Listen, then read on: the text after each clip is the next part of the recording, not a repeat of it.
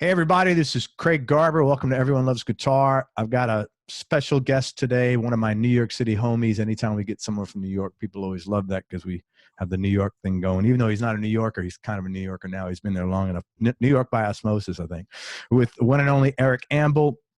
A couple of quick messages. I want to thank our mutual friend, Dan Baird, for connecting us. Thank you, Dan.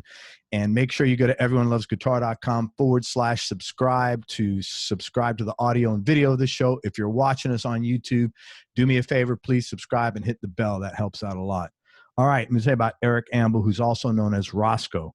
He's a guitarist. This guy's got a really great background. He's done a lot of different things. Guitarist, singer, songwriter, and producer, currently living in the city. Started playing in the late 70s while attending college at the University of Wyoming.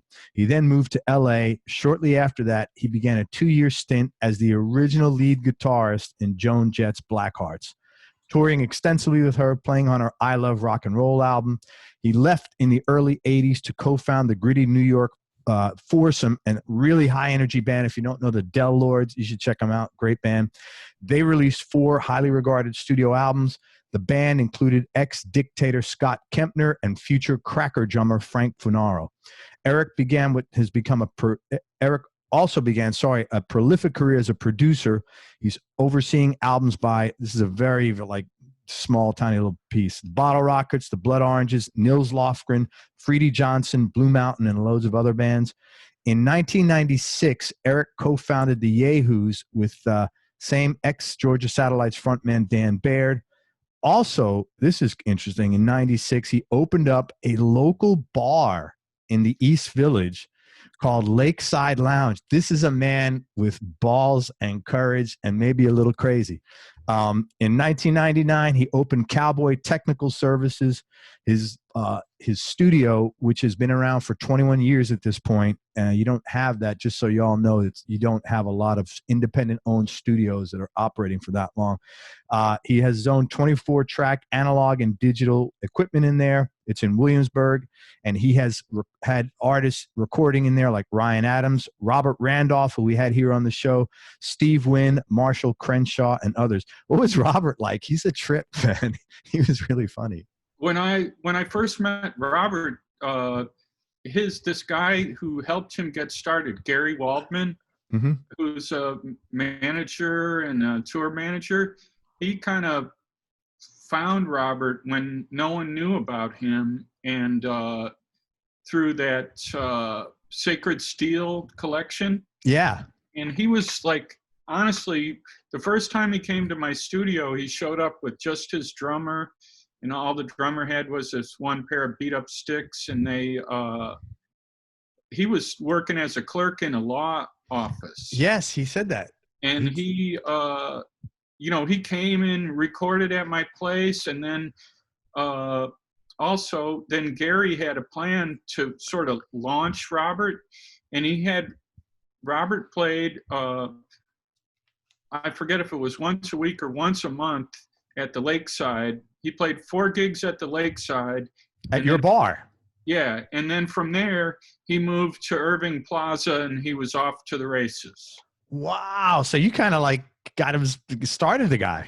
Well, I was in there in helping out as he was getting going. That's cool. You know, that first record he made at the Wetlands, like the first song, I think it was like Ted's Jam or something like that. A killer. Or maybe that was the last song that closed it out. Yeah. And on the cover, there's a blonde Fender cabinet, like the 115 cabinet, and that's mine. He borrowed it for that thing.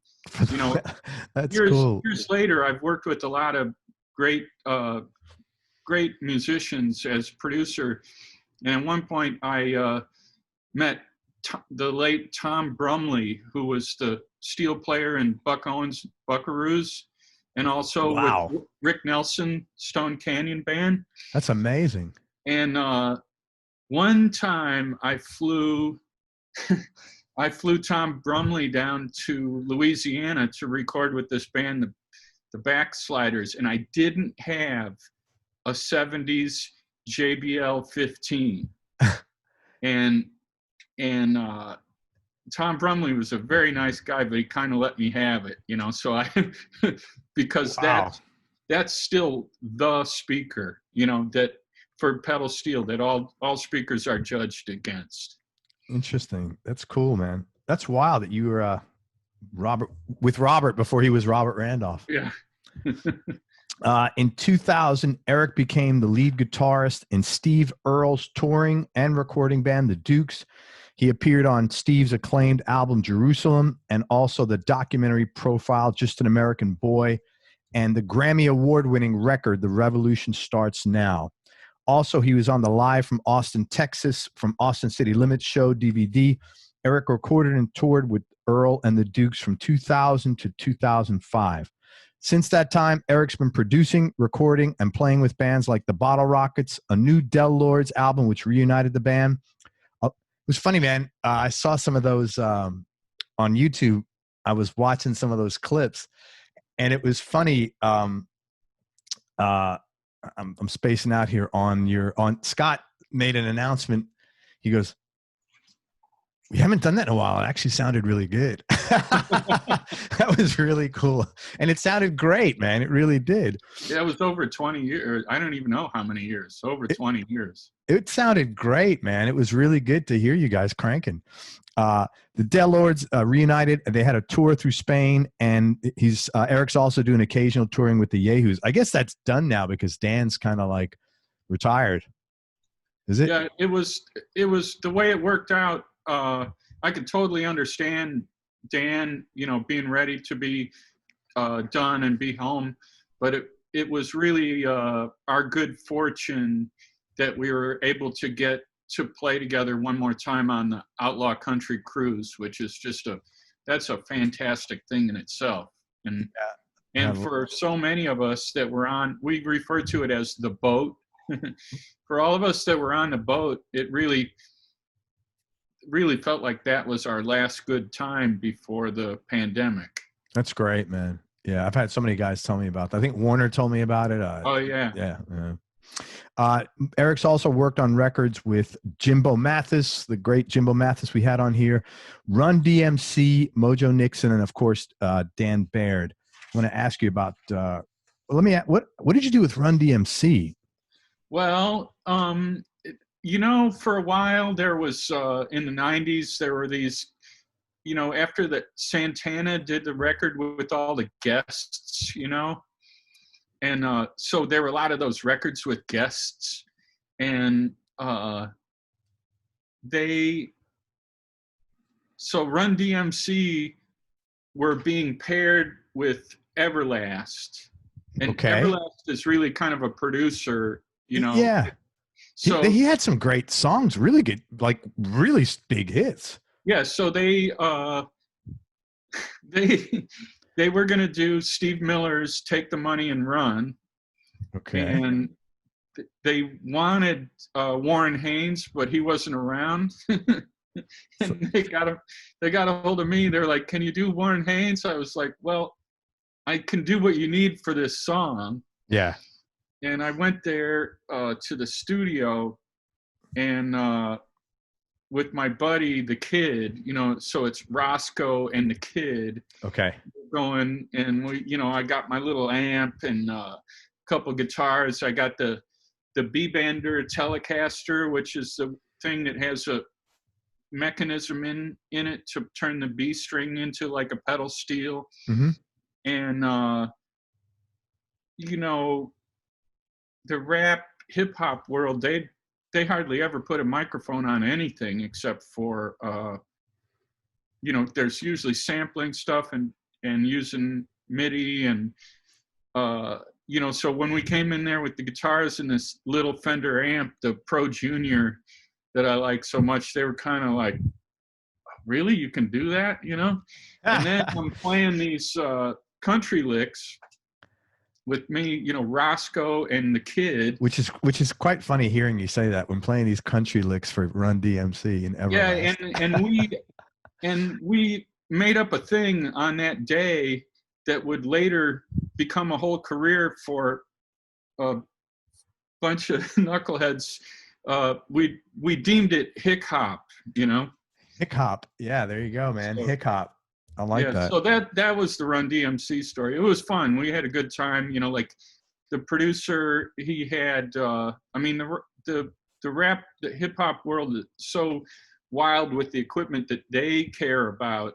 Like they had rented from SIR. They had rented a vintage Mac Plus computer to run the sequencer that they, the Mac Plus, like the all-in thing with the floppy disk. Yeah, that's interesting. So that's kind of like maybe you playing a 53 telly or something. Right.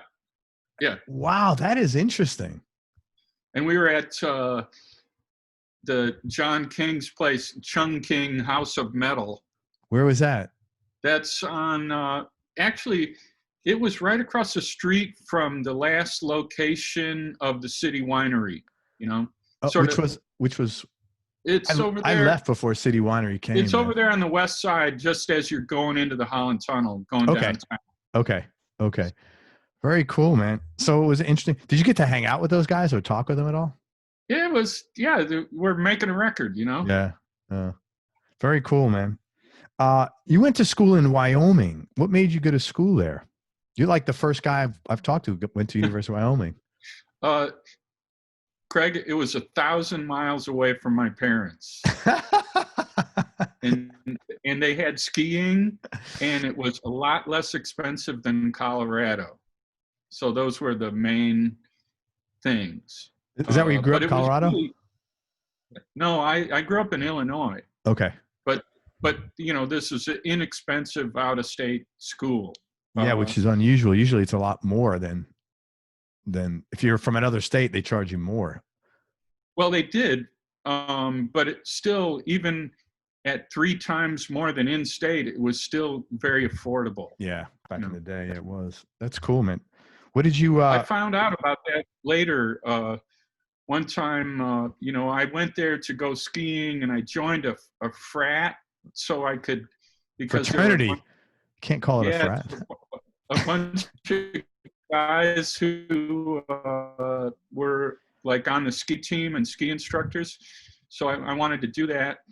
So I did that. And then eventually one semester I got the note from the office that I had not met the requirements to continue at the University of Wyoming.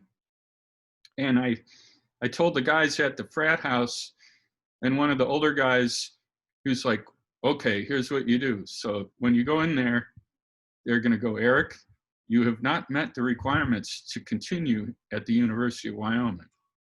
And he said, at that point, you should reply, well, I guess I'll have to go back to Illinois, which meant they would lose another out-of-state tuition that was 3 times in-state. And so I told the guy that, and he goes, you're going to try a lot harder this semester, aren't you? Oh my God. That's a real good/bad lesson in ethics, man. Oh, that's horrible, man. Yep. But it worked. Yeah, no, I'm glad it worked for you, but it's like, oh, that's pretty eye-opening how the world works. Wow. Yes. You moved out to LA. What prompted you to move out there? And once you got there, how'd you get work? Well, when I was in Wyoming, one summer when I went home, when I actually was sent home by the university, I won free tickets to see these 2 bands I never heard of on the radio. They're a great station that's still around today in Chicago, WXRT. Mm-hmm. And I won tickets to see these 2 bands, the Ramones and the Dictators. Oh my God, that's so cool. I went to that show with my buddy Johan. It was at the Ivanhoe Theater. We both ate some hash and we sat there, and those bands were incredible. I'd never heard anything about them. And the Dictators, who I would end up being friends with, they were a real good entry because they kind of did have the, they had guitar solos and stuff. It was not It was song structures. Yeah, it was. But then when the Ramones came on, that was like that.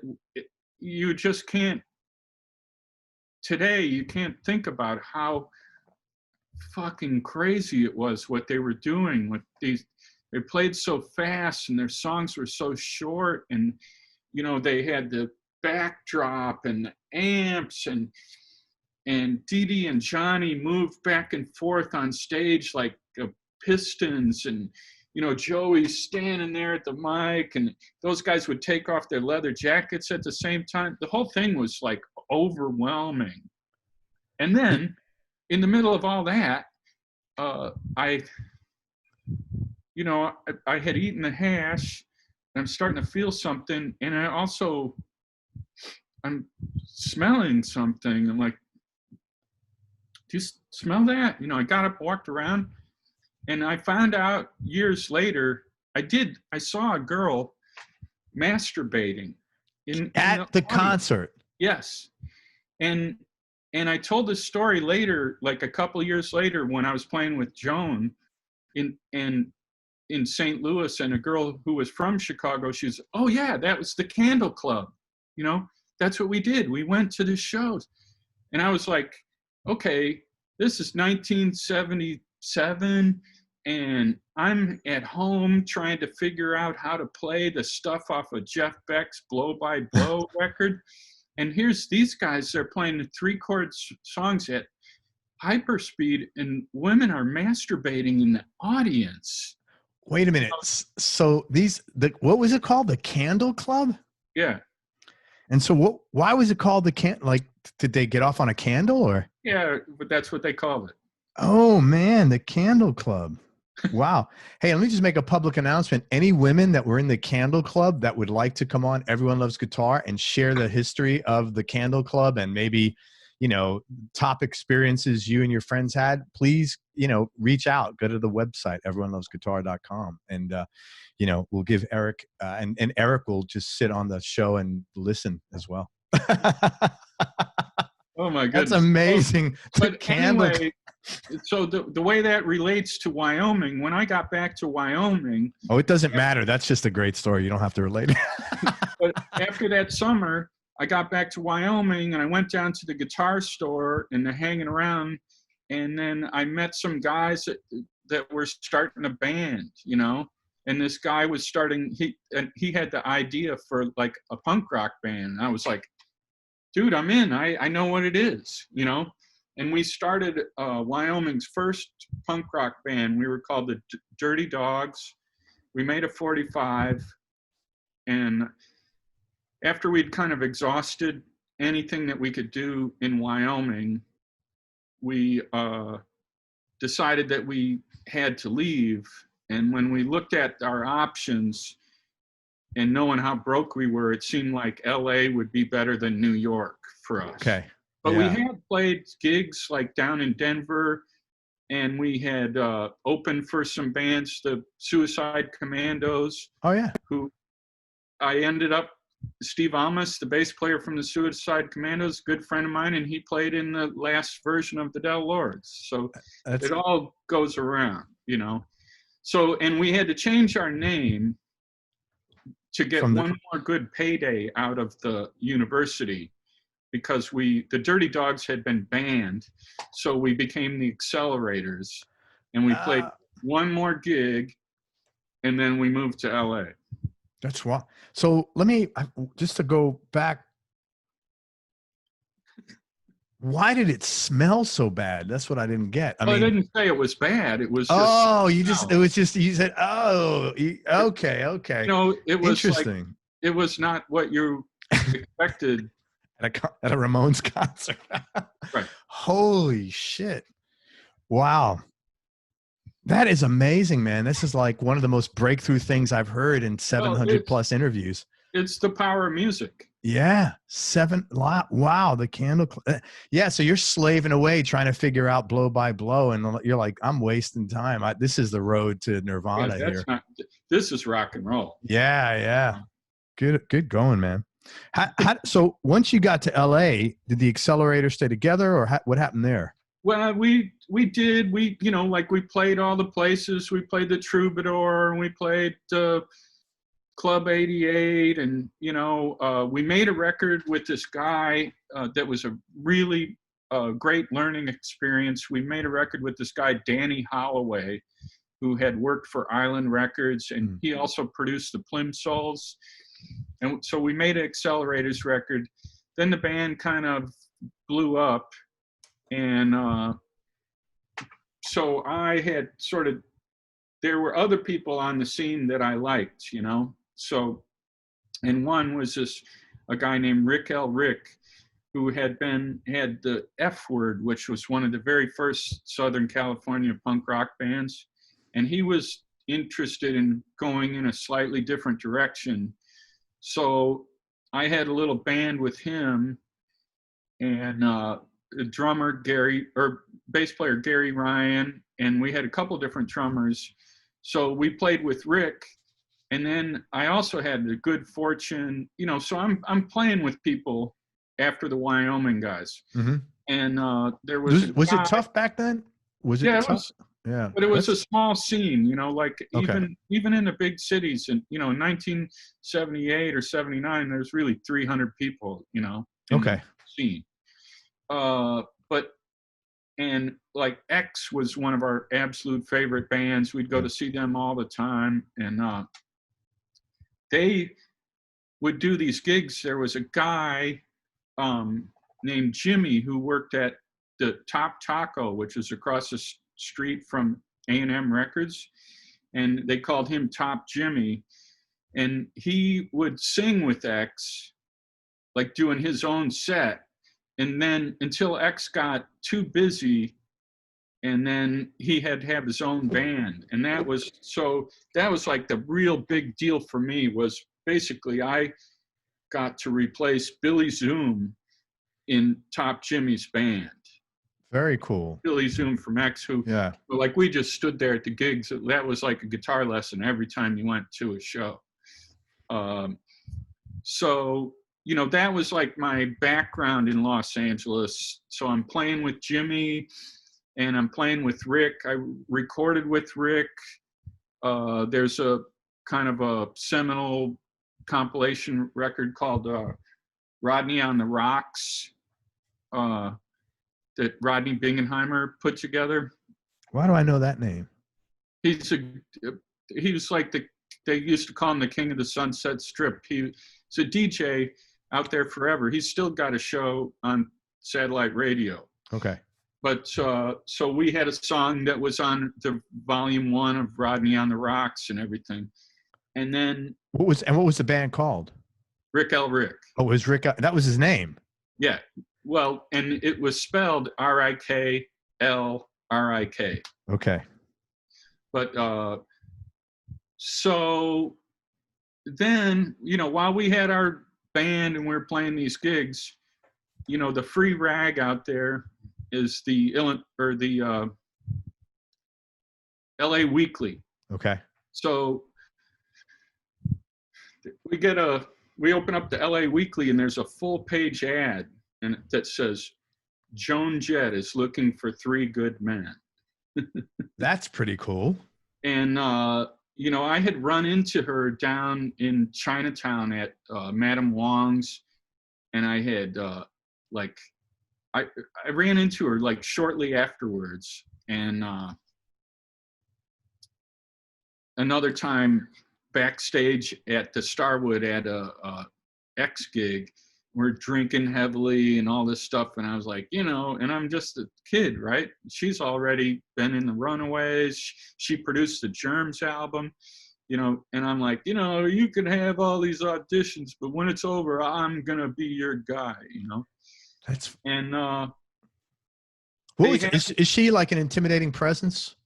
Well, she was experienced, and she, tough and experienced. Yeah. So not really yes and no. Okay. But they had these auditions, and like 150 guys signed up for each position. And my buddy Gary I went first for the guitars, and, John Doe was helping, like when you audition somebody, you got to have somebody to play. Yeah. You have to have a bass player and a drummer while you're trying out guitar players. I went first. I really felt good about it. Later that night, they called me. They're like, "You got it." And holy shit. How good did you feel? well, I felt pretty good. And then also, when I found out that not only did I get it, but everybody in my band is in the thing. Everybody in Rick L. Rick. Everybody but Rick. So, so it's me and Gary and Danny O'Brien, who was Danny Furious in The Avengers, which was a totally legendary punk rock band from San Francisco. And so I just thought that, for I don't know how many years, 35 years, I thought that was just a great thing, That's incredible. Yeah. And then maybe 4 or 5 years ago, I'm at X is playing at the City Winery, and I'm downstairs. We're talking with John Doe, and he's going, "Hey, did you ever hear that story about the audition?" I was like, "What story?" Oh, this is great. And he goes, "I was in that thing with Joan, and you guys played, and there were all these guys, you have to picture Hollywood in 1979, all these sort of like metal heads running around and stuff." And John Doe said, he goes, "I just talked to Joan." I said, "Joan, these guys are all assholes. You don't want to ride around in a van with a bunch of assholes. Like, Eric and Gary and Danny, and they're cool. They're already a band. You should just get them." And she was like, "Yeah, I'll just get them." But I didn't know that. Interesting. So she just it was common, John Doe just basically said, "Hey, you got your whole rhythm. These guys are tight already. You don't have to worry about gelling." Right. And they're nice guys. Right. Wow, man. But I had no idea for 35 years or something, That's really, yeah, but that's great, man.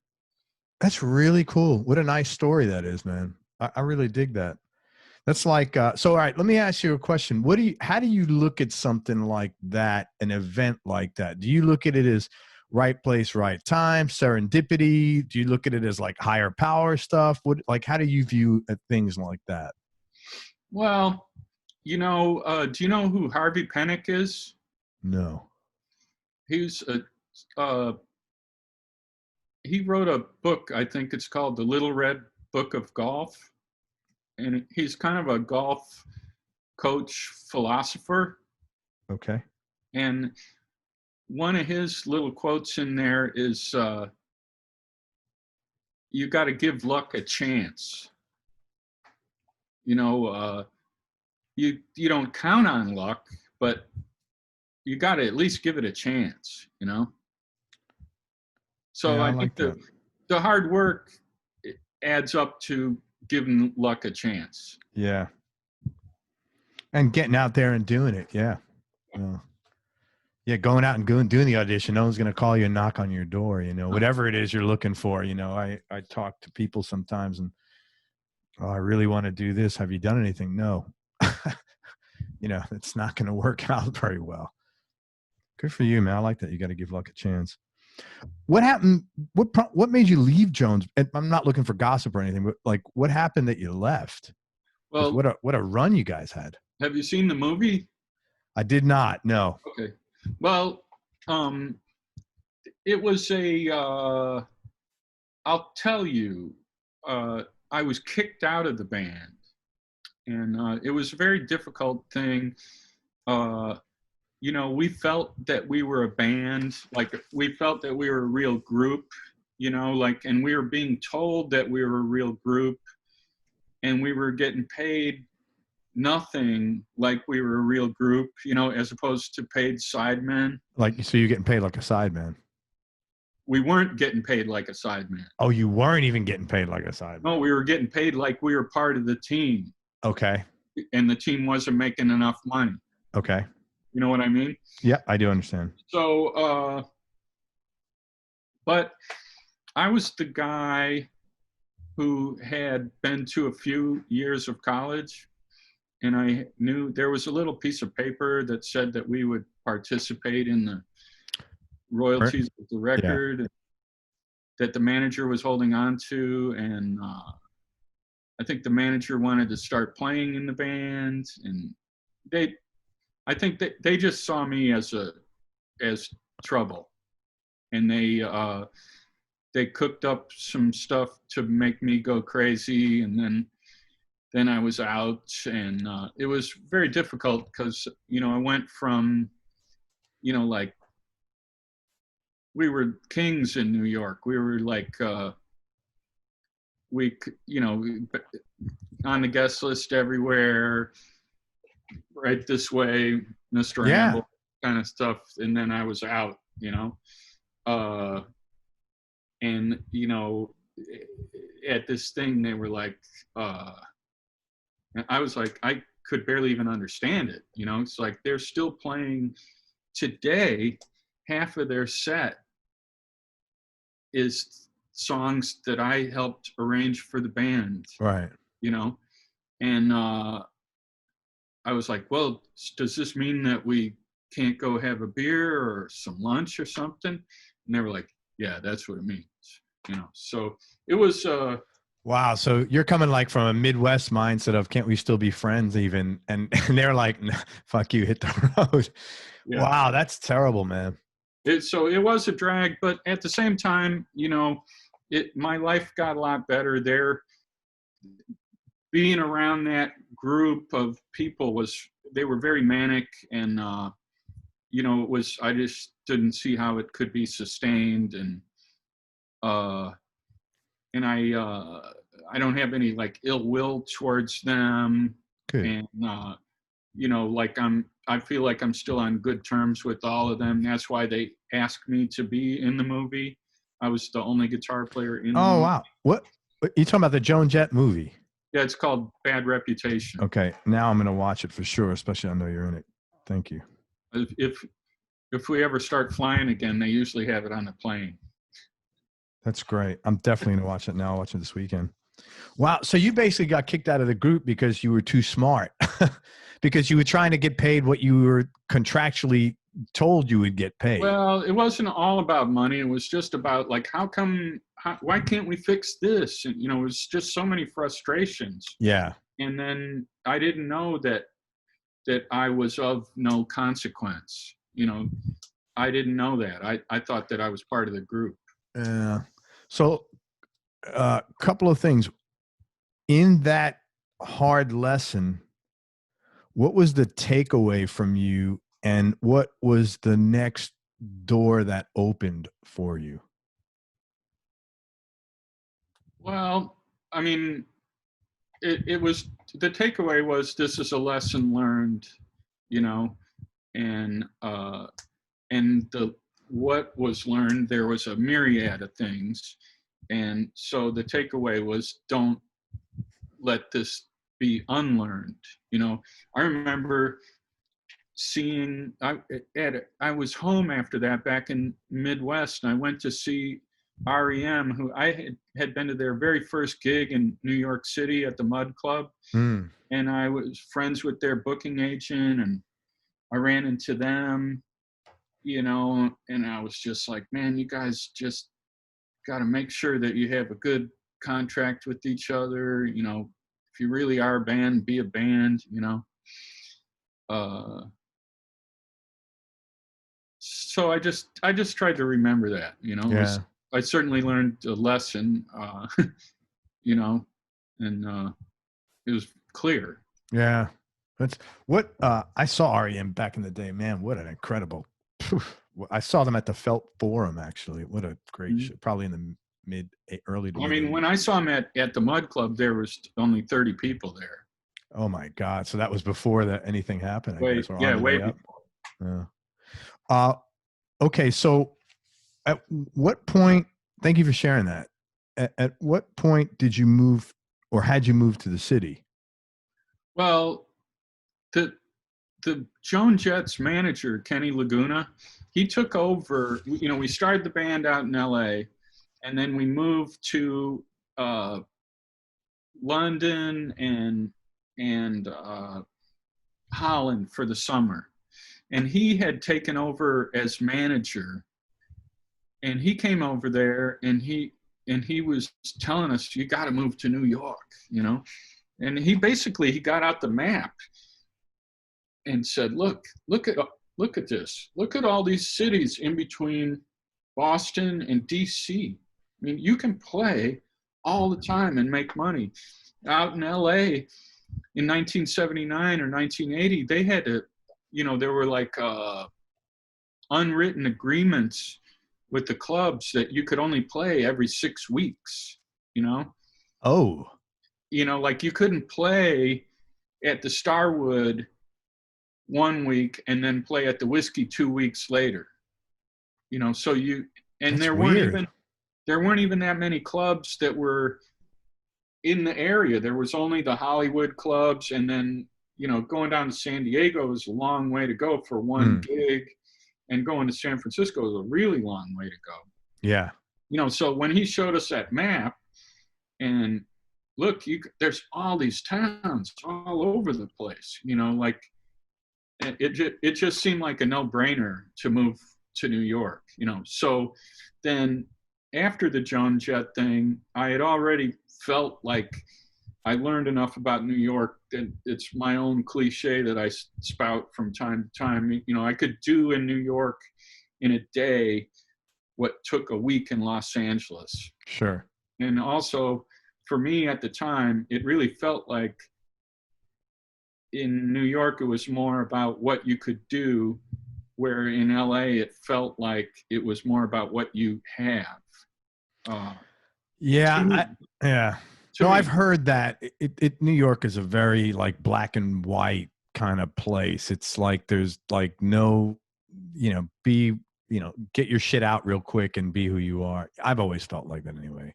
Yeah. So that was, that's why I came back to New York. Yeah. You know? And you haven't left. Well, I went home to make money. So after I was kicked out of the Blackhearts, so I could afford to be in New York. And I went home and worked concrete construction in the freezing cold outside. Holy crap, that is brutal, man. While listening to I Love Rock and Roll shoot up the charts.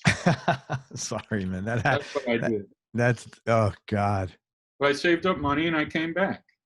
So, and then through, I was trying to put together a band to bring Rick out to New York. And, you know, I was meeting musicians doing that. And this one drummer guy that I was talking to every once in a while, you know, this is before even answering machines, you know, you had to be there to receive a phone call.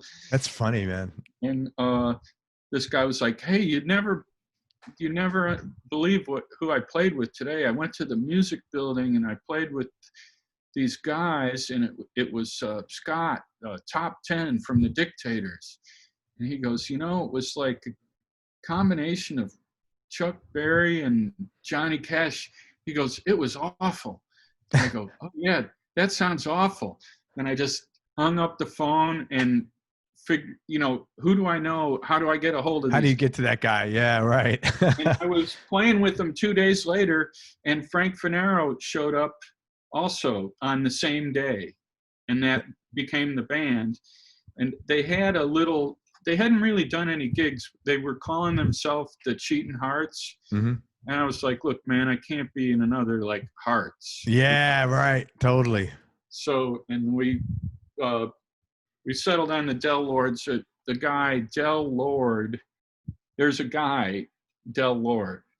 And, you know, who is he?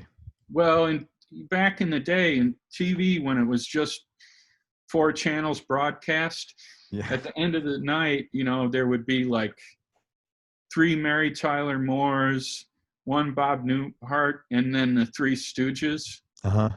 And we're watching the 3 Stooges, and at the end, the thing comes on, produced and directed by Del Lord. Oh my God. That is very cool. So, So you guys named yourself from the producer of the Three Stooges. Yeah, he was known as the best pie thrower in the business. He, when they'd get in the pie fights, a lot of times it was Del himself from behind the camera throwing the pie. Throwing the pies. That's wild. That is a badass name, though. Del Lord. That is a cool name.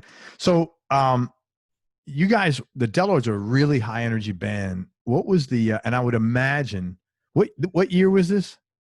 Well, we started in 83. I think our first record came out in 84. So New York at that time, for that kind of, it's not alt music, but it's not conventional rock, New York was ripe for that stuff, I would imagine, right? It really didn't, it really didn't seem like people were doing what we were doing, mm-hmm. And because of like metal and MIDI and stuff like that, even when you go to like some of the great recording studios, we were playing kind of clean guitars. We weren't a rockabilly band, but we were certainly a roots band. Mm-hmm. And it seemed like people were having a real hard time with that. And, they would have a hard time with the fact that we had more than one singer. Really? I thought that was so cool. Yeah, but, like conventional wisdom, like a record company guy, like, well, you guys need to have focus on one guy. And it's like, what about all these bands? What the Beatles, the Cars, like, what, But anyway, it was kind of difficult. But at the very beginning, we knew, both Scott and I knew that that as soon as we played a gig, a whole bunch of people would be at our very first gig in the city. Okay.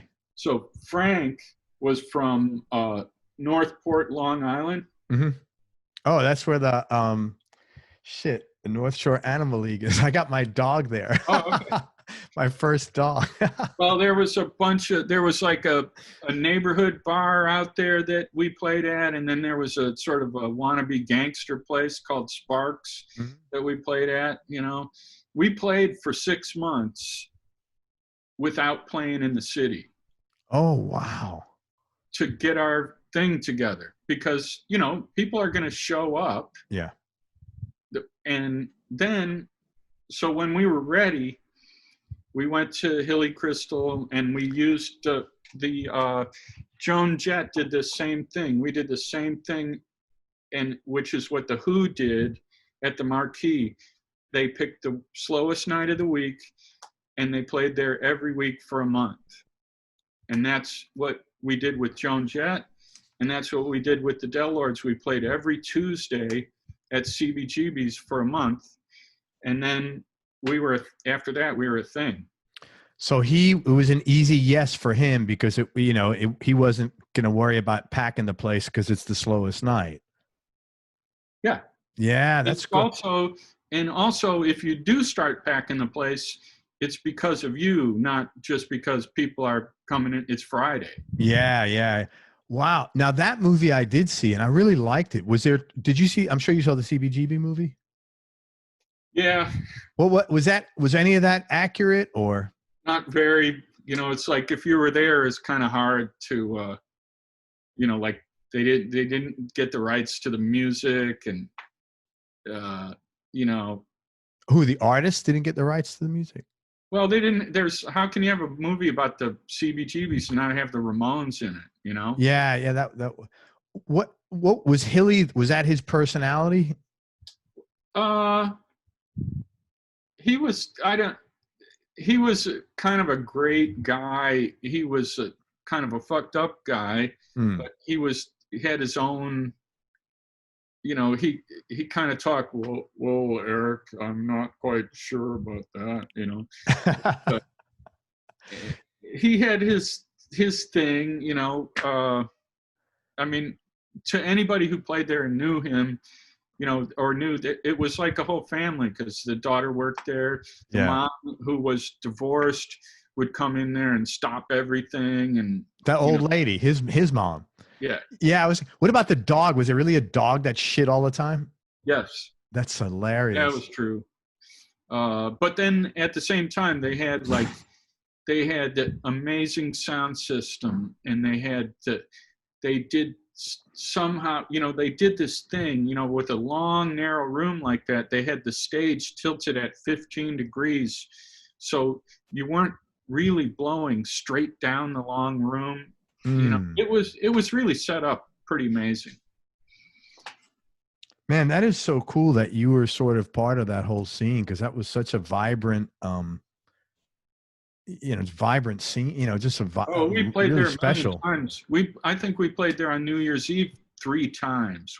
We played there with the Replacements. We played there, a lot of times. And I must have played there playing with other people, with at least 6 or 7 other bands too.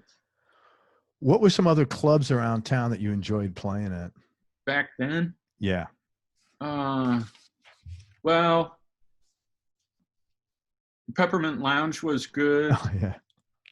Bottom Line was good and weird at the same time, because it was a sit-down place, and it was the only place that was like a 2-set gig, Okay. Like they cleared the house. There was one show and then the next show.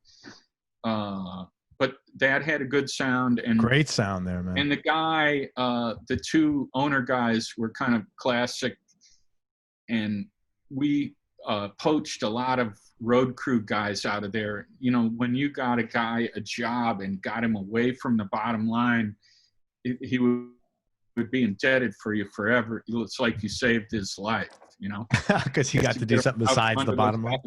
Yeah, that's cool. So, yeah, I like that club. I really enjoyed it. But then there was also, the Del Lords didn't play these little clubs, but there were a lot of little clubs too. These little bars, like Sophie's, and my friends had this after hours club called No Say No.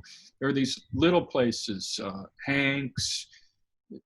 There were all these little places. Dan Lynch. Yeah, Dan Lynch was it Blues Bar? Yeah. Yeah, I remember that. And then also around that time, that's when they had the cabaret laws kicked in, and they tried to shut down all the little bars, Dude, you go to Bleecker Street now. It's kind of like sad. It used to be my favorite street in the city just because of the vibe. Now it's like, it's so different. It's kind of a bummer.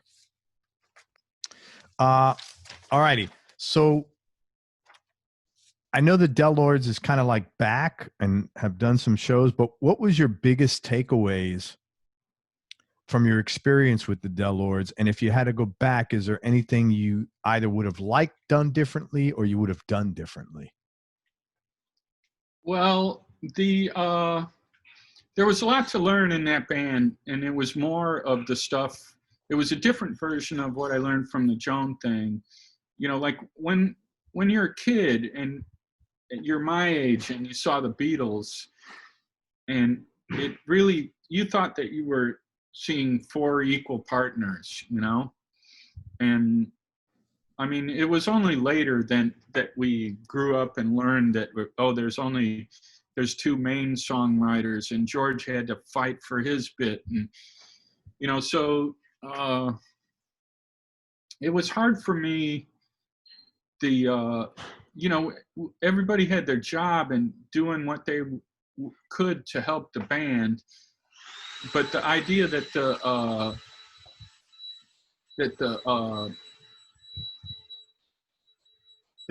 songwriter's vote carried more was kind of hard for me, Yeah. And then the other thing is, when we worked with some really good people, and we recorded in great studios.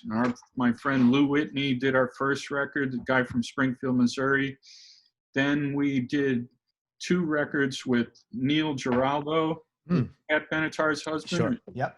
Great producer, maybe not the best producer for the Del Lords, in my opinion. I learned a whole lot from him, and especially when we played gigs with them. But we had other people that were interested, like Joe Walsh came and he was interested in producing the band. And you know what? The one that I can't believe that we turned down was Bob Johnston. You know, who's that? I don't know who Bob that is. Johnston is the guy who brought Bob Dylan to Nashville, who produced Fun On, you know, like, you know, how come you guys turned him down? I think the record company was afraid of him. You know, here he was, you know, like, I'm probably older than he was at the time, but he came in there like, you know, we're all like 25 years old and he's 55, kind of hair going and fringe jacket and, you know, like, fuck, you guys are fucking amazing. And we're at this demo studio and we're working on this song and he's turning it up. He finally blew up the speakers at the place and the guy had to take a break so they could put some other speakers in there. I think, you know, a lot of that stuff with the record companies, they want to work with somebody they can work with. You know? He wasn't as conventional as the record companies wanted, is what it sounds. No, but that's his whole story of his whole life. Yeah. You know, that's how, you know, Live at San Quentin, the record company didn't pay for that. You know, he convinced, you know, Johnny Cash paid for that and Bob Johnston made it happen. It was his idea. Wow. So, you know, yeah. I look back at that but then for me, the idea that we didn't play for over 20 years and then I got to produce the record, I have my props here, the Elvis Club. There you go. So that was kind of full circle for me to actually get to hear the band the way I heard it. Yeah. You know, playing more to our strengths, I thought. So that must have felt good. Yeah. Yeah. Good for you, man. Well earned. How did you meet Dan? Like, he's a Southern guy. You're up in Brooklyn. And like, how did that happen? And what were some of the cool things with the Yahoos that you guys did? Well, I was living in the East Village all this time until I've only been in Brooklyn for 10 years. So, but, you know. What made you leave the East Village? Frankly, when my wife and I went out to eat, we felt like we were the teachers or something. It was like everybody else was half your age or something. It was overrun by the youth. But do you know what's funny? I used to be like the youngest and person. Now I go out. I understand that because even if I'm with other people, I'm like the oldest, except if I go to a concert of like, you know, classic rock bands, then I'm kind of like still young. And then the youngest person there is my son. But yeah, I know it. Yeah, it's a weird thing, isn't it? But Dan, we met, you know, the way bands would tour, you know, they'd put you together. So the Del Lords did a bunch of gigs with the Georgia Satellites. Okay. And where the Del Lords, the other three guys were real New York guys, not particularly outgoing, you know, where I'd be. Really? That's just the way they were. Yeah, but usually New Yorkers are pretty outgoing. Well, it was like the band was like this, you know. Yeah, okay. But I would be hanging out with the other band and asking them about their equipment and going over to their dressing room and, you know, stuff like that, you know. So I ended up hanging out with them and even playing with them at sound checks, you know, because maybe Rick Richard wouldn't be there. Mm-hmm. That's how we met. Okay.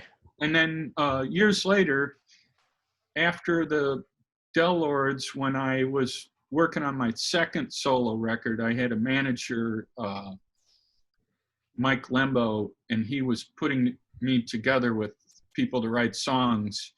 And he suggested Dan. And I talked to Dan, and he was like, well, yeah, do you know Terry? And I was like, no.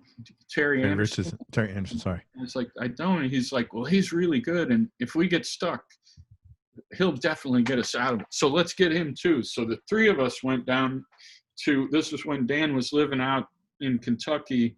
I drove all the way down there. You know, I almost ran over some Amish people in one of those Lancaster carts when I got off the interstate. We wrote and demoed a bunch of songs, and while we were down there, and you know, he was like, God, if we got Keith, we'd have a band, you know. And I didn't know who Keith was until later, when I realized that like, I think with Joan Jett, we'd played with the Brains, and Keith was in the Brains. Oh, wow. So everybody knows everybody, but that's how. And then when Dan, I know you had Dan on when his second solo record came out. That's right when he was caught in the middle of the feud between Brendan and the bearded one. Yeah. Is that what you call him, the bearded one? Who I had talked to when he was a college student. He called me up to ask about recording bands. Really? Yes, because I had played with Joan Jett. He would not remember that. The bearded one. But so Dan had this great record, and he's just found out that the record company is pulling the plug. And I had a record, and Terry had a record. So our idea was, let's have a band, and we'll be like a co-op, and we'll go out there and we'll promote all these records. Yeah, play your own songs. Yeah, together. So yeah, that's how cool. the thing started, and then it grew into something from that. Nice story, man. Thank you. That was very funny. Now, how did you connect with Steve Earle? What's amazing is that you're like kind of with all these like Americana / Southern guys out of your fortress of solitude in Brooklyn there, which is I've lived all over the country. I'm from Illinois. I went to school in Wyoming, did Los Angeles. I think that this kind of music that I gravitate to is like, you can't have it without a guitar. It's part of the music, you know, so it's not so much about geography to me as it is like the true nature of the guitar itself. Yeah. You know, everybody loves guitar. Yeah, no, totally.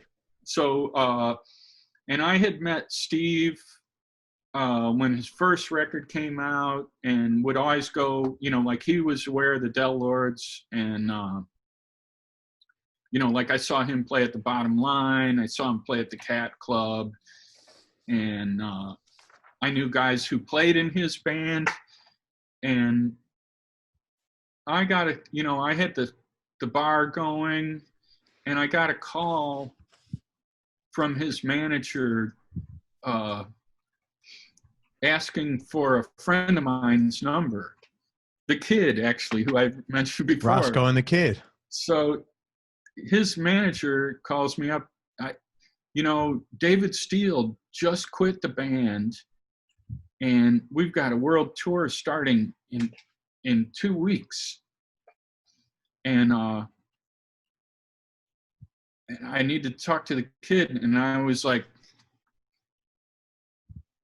I would like to do that gig. And his manager's like, you can't do that gig. You got the studio, you got the bar. And I'm like, if I'm my own boss and I can't make that decision for myself, then I got a real problem. Yes. You know? So I said, I will do the gig. I want the gig. The only thing I can tell you is that right now I was mixing a Bottle Rockets record, and I was like, I can't look at the songs for another 5 days. Right. But then I will, you know. And they went for it, and it was good too, because Will Rigby was playing in his band, and I had played with Will for years. He'd played in my band. I'd used him on several records that I produced. Great. And I knew Kelly Looney, the late Kelly Looney. I knew him since the 80s.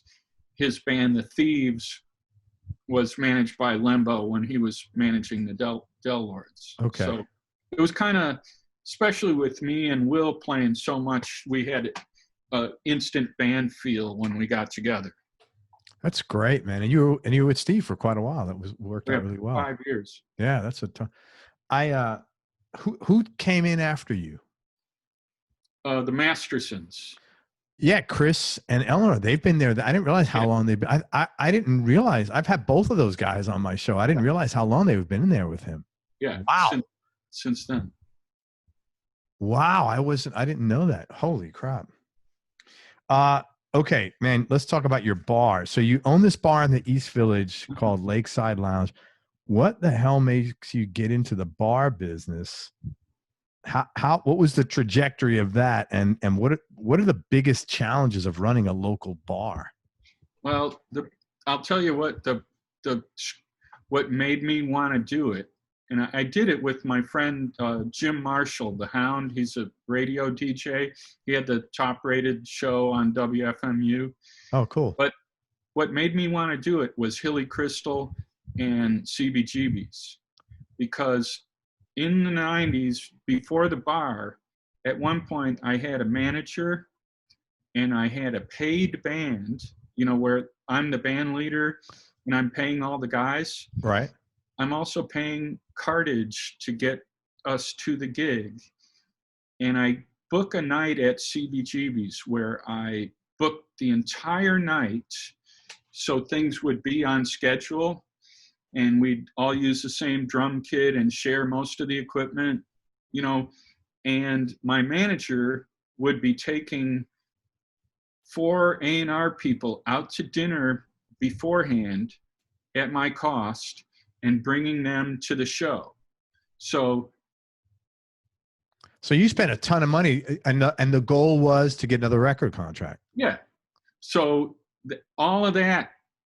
So I have that set up. I have the band, the cartage, the manager, the A&R guys, taking them out to eat and everything. I have booked the whole night, so everything will go perfectly. I only live like 8 blocks away, so I can go take care of the sound check, go home and have a shower and come back, just like always at CBGB's.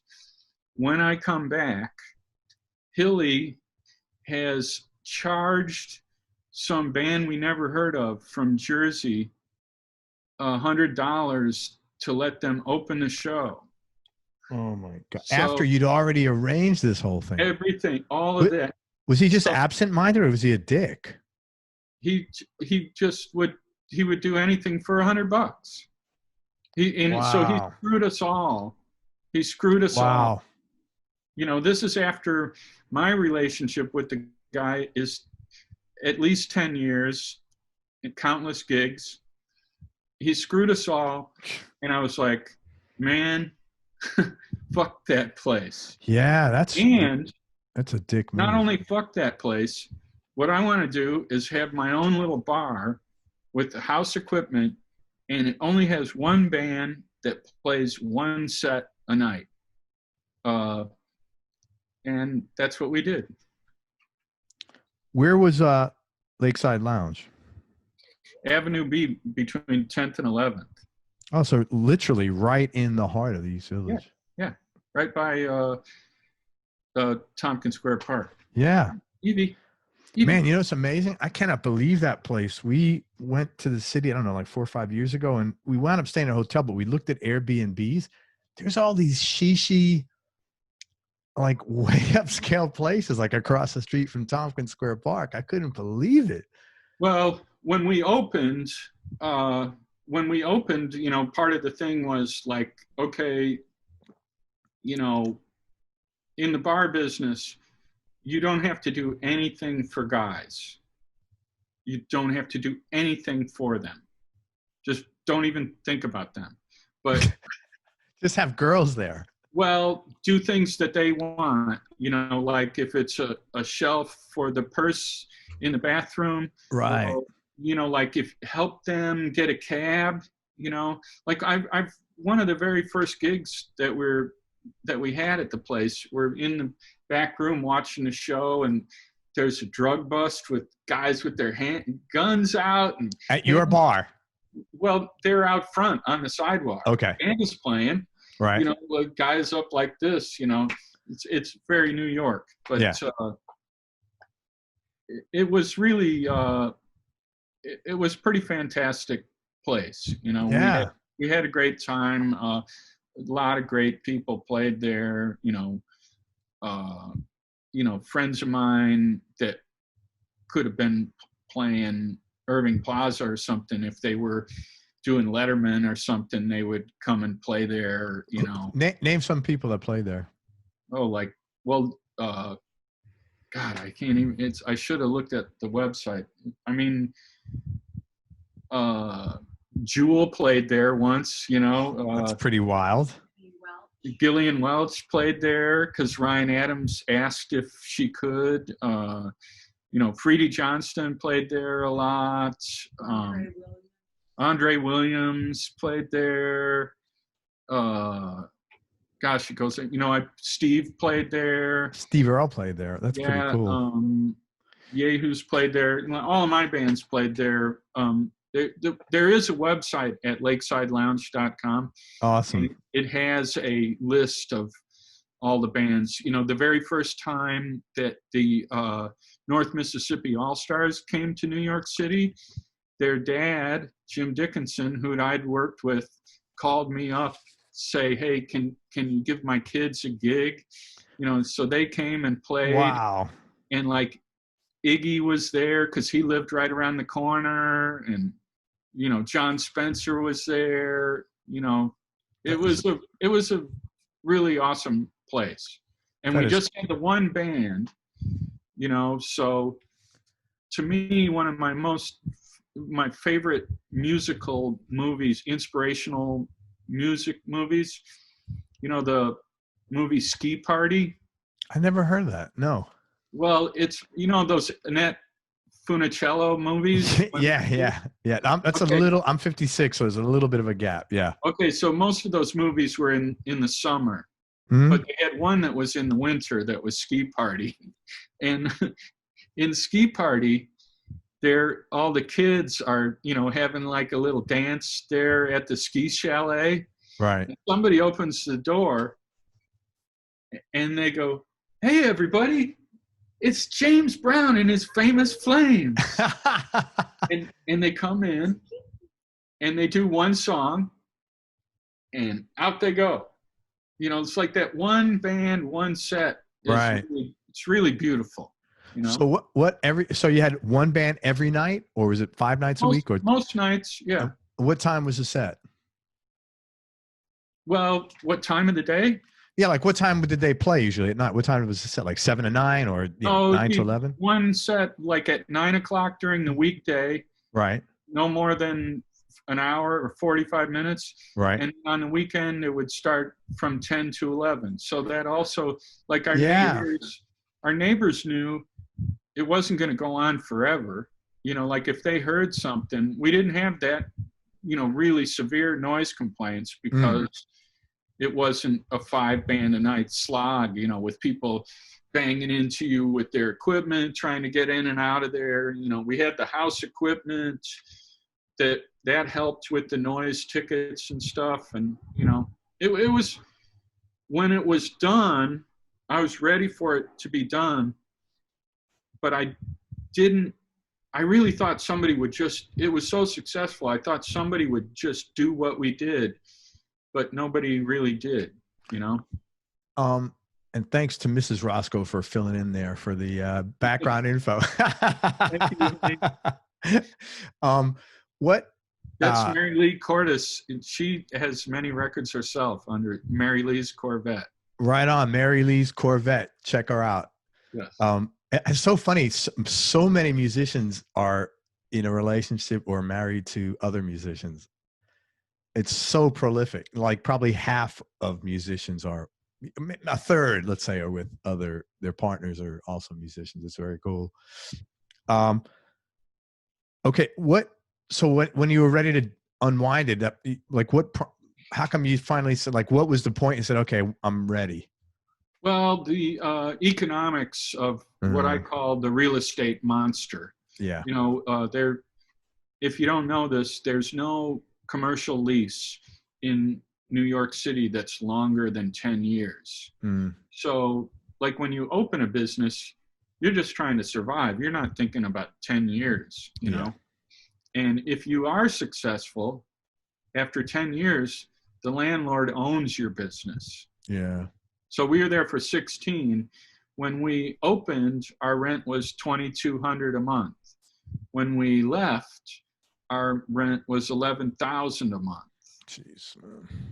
You know, so, and beer didn't go up that much. Yeah, know? so it's almost like you're penalized for making money. In a way. I mean, the neighborhood had changed too. We started seeing a lot of people that when we started, it was like. Which was when? What year?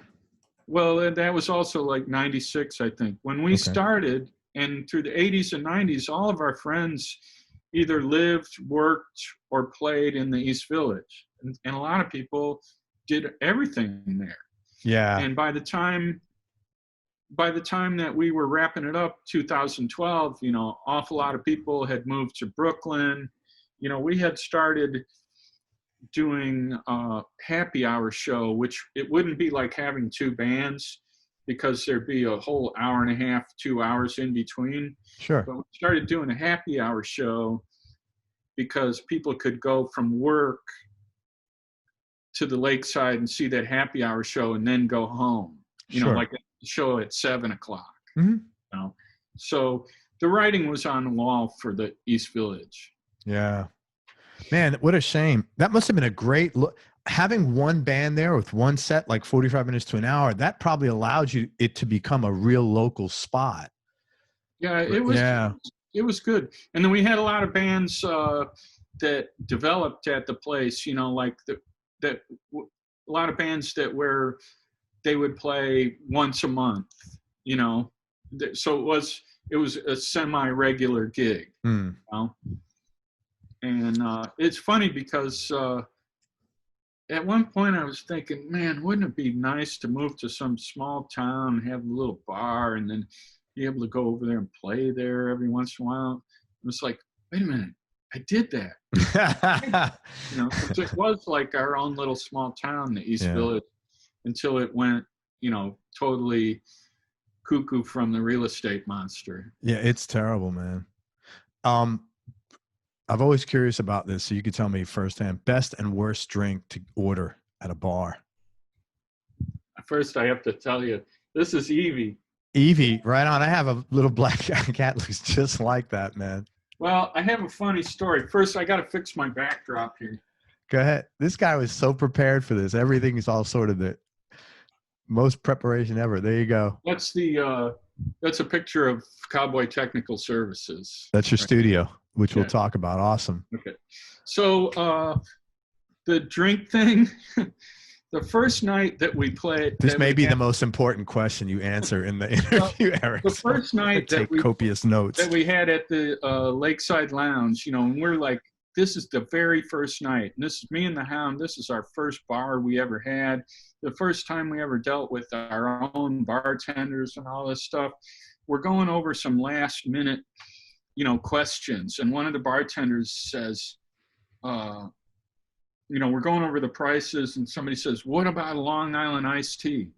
And I was like, anybody orders a Long Island iced tea, you throw them the fuck out of here. Right. Just, you know, because you know what it is. It's like rum. It's like four booze in a pint glass.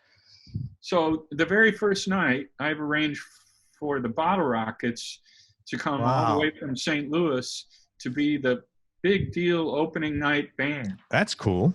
And they're a wonderful band. And their drummer is one of the single nicest people I've ever met. You know, he's just a kind dude, you know. What's his name? Mark Ortman.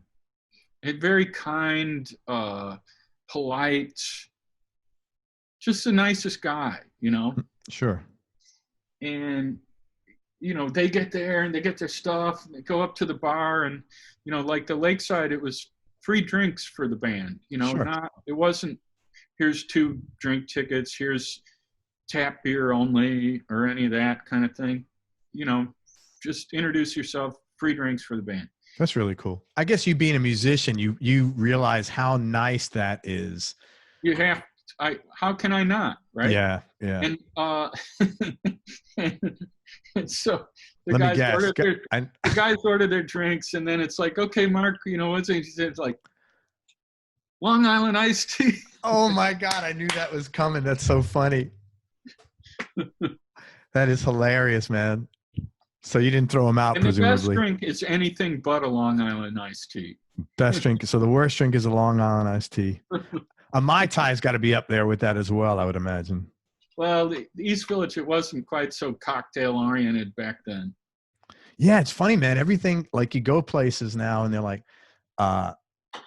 we specialize in mixology. I'm like, what the fuck? Just give me a whiskey. And my wife will have a vodka with something in it, you know?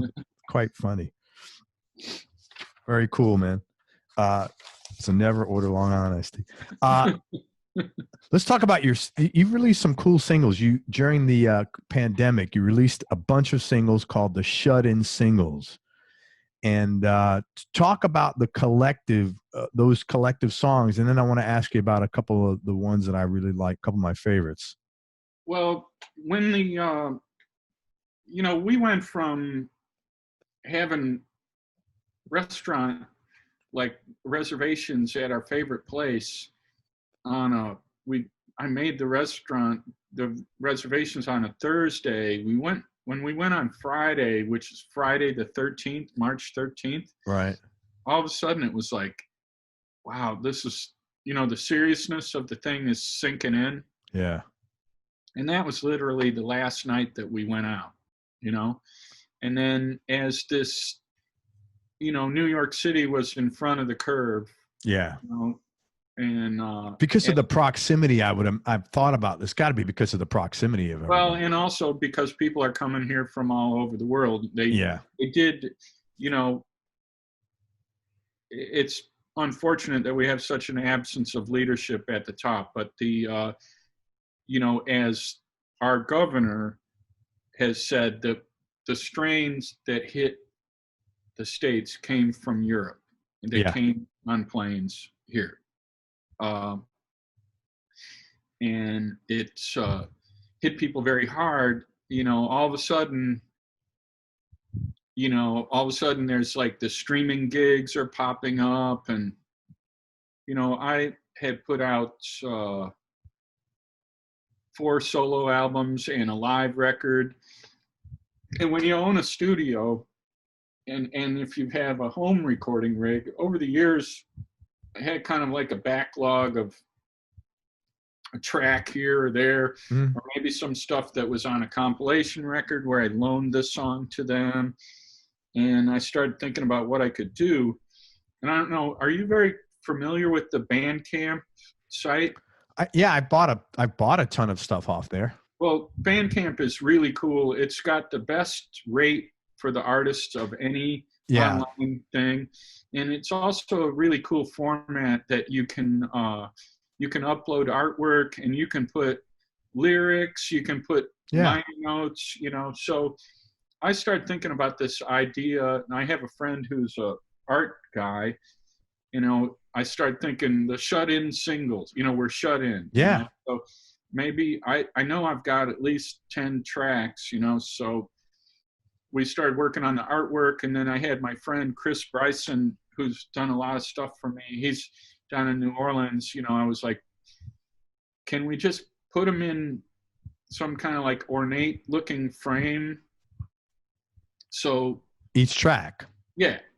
So, you know, I got the idea, the name, and then I just started looking for the songs that I had, you know, and doing it on Bandcamp. Bandcamp is, you know, people, it's free to listen. It's very easy to share online. It's a really user-friendly site. through the, like yeah. what Jimbo and I refer to the socio media.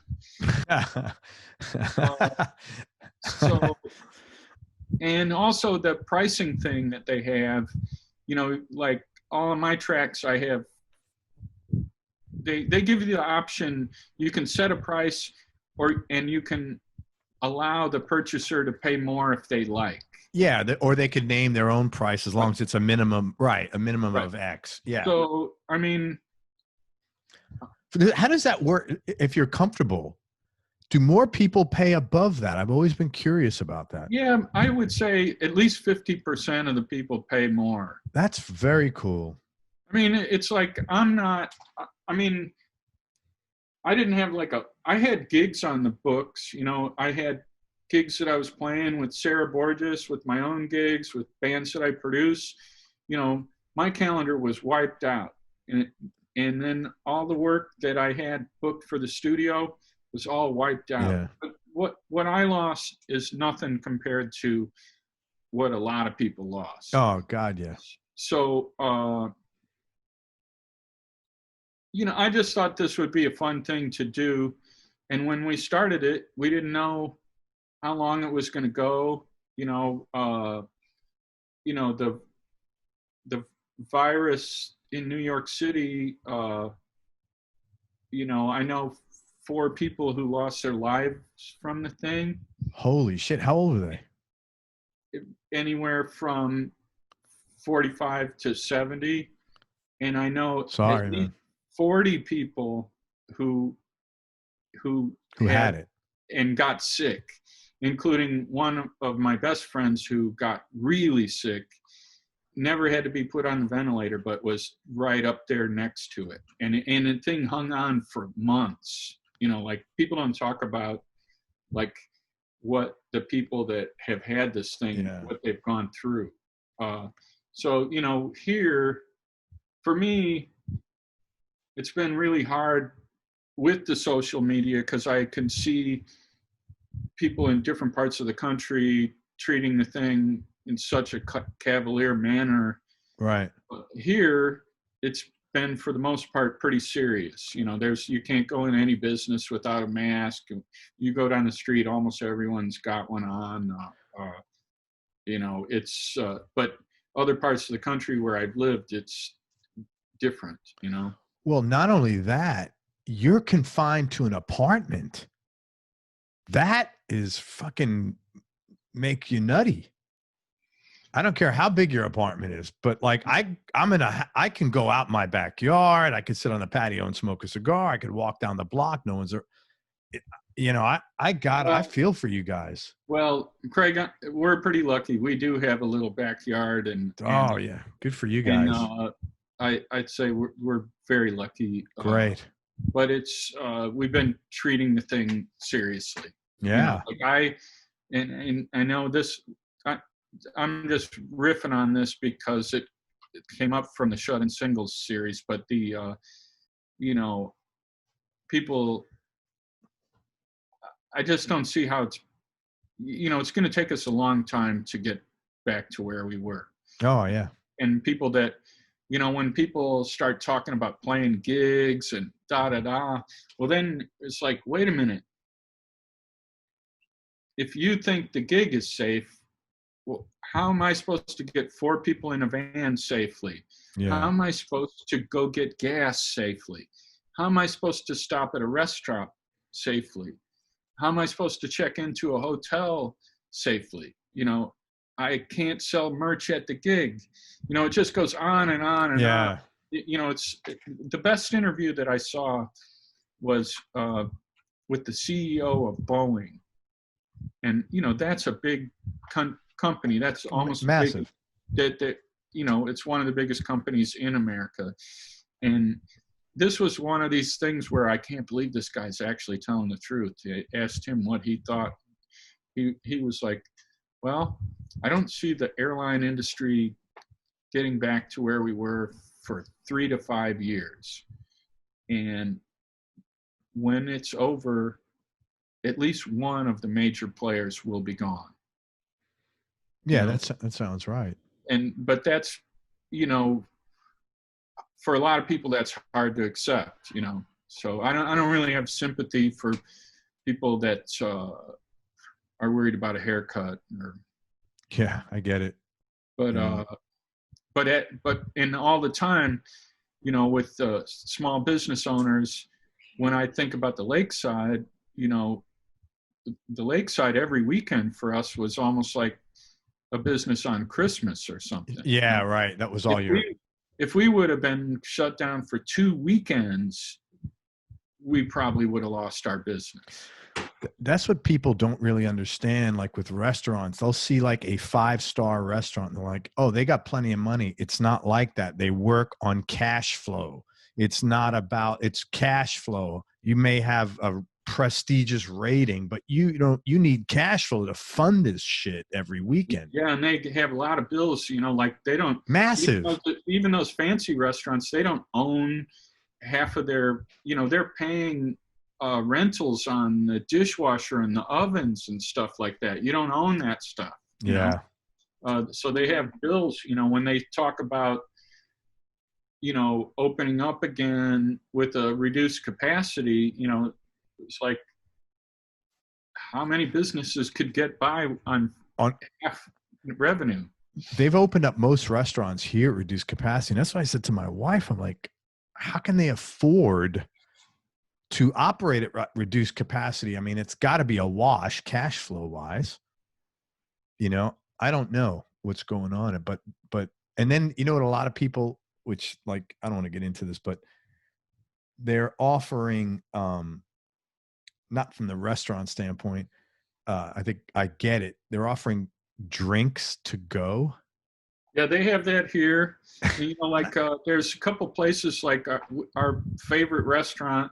We order from them, and you can get one of the restaurants, they serve prepared food. The other one serves meal kits. You know, so you can go home and cook it. Yeah, yeah. And then they also, you can buy a bottle of pre-made Negroni. You know, so you just they're special. The way that, yeah, that's funny. Yeah, I don't have a problem with that. What I find weird, like as a consumer, is, you know, we have like, you know, martinis to go. I'm like, what? Or like a vodka Collins. Like that's not. Well, and in the East Village last weekend there was a big. I mean, Cuomo was on TV going, you know, you guys do that again, I'm shutting you down again. Because there was like a whole block in between.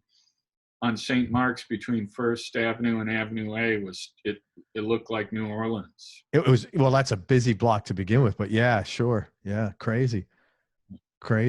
Yeah. I don't know how this whole thing, I haven't even, I've tried to understand how this whole thing, all I know is, for anybody listening, I went yesterday to donate blood and I haven't done it in a long time. And I used to do it pretty regularly.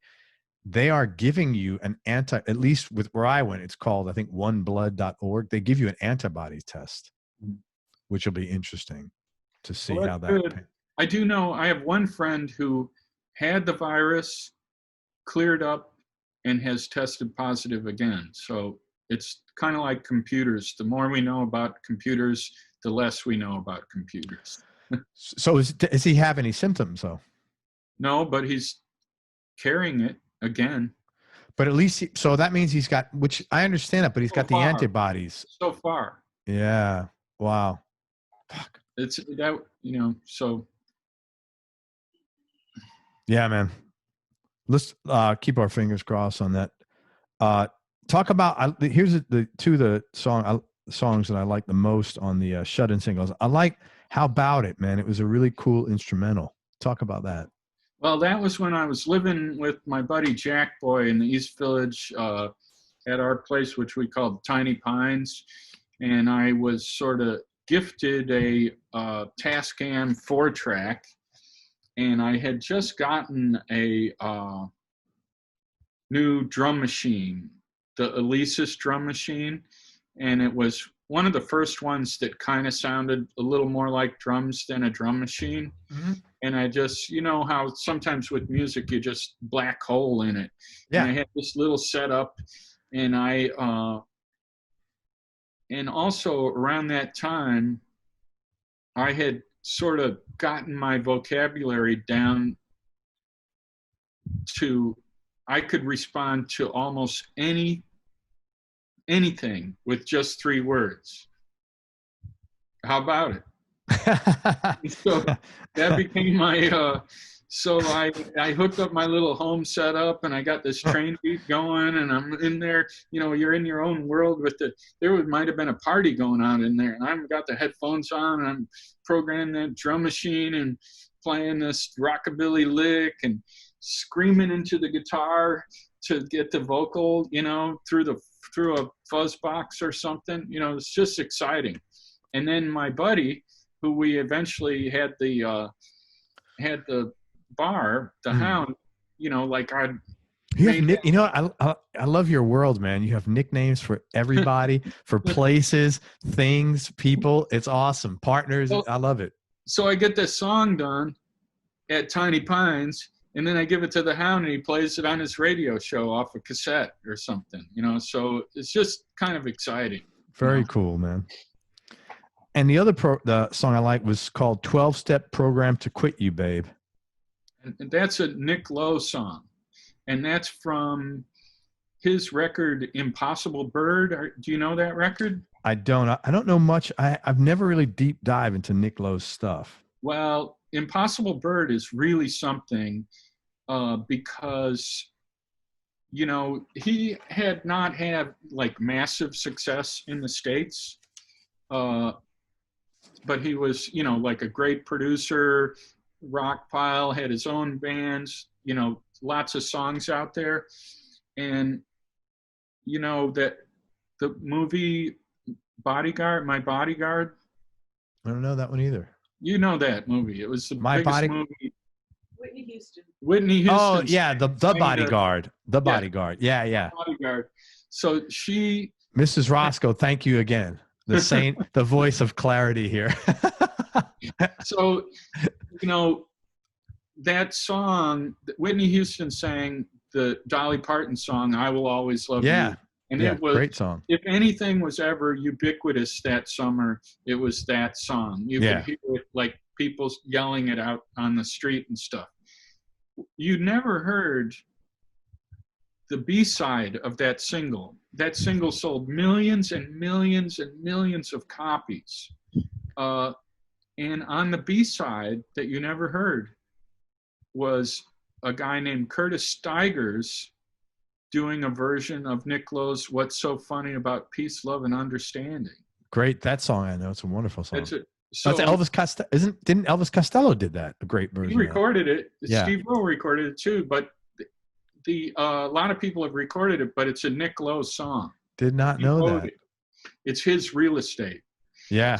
So he got paid like a lot for that, so much that he could come to the States and sign to a little tiny label that was created by his manager's son down in North Carolina, and hire this fantastic band that included one of my heroes, Bill Kirchen, from Commander Cody on the Telecaster. And so that song, 12-Step Program to Quit You, Babe, it's from that album. Impossible Bird. Yeah. Very cool.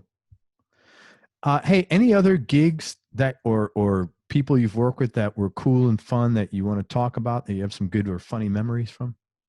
Well, I think the thing that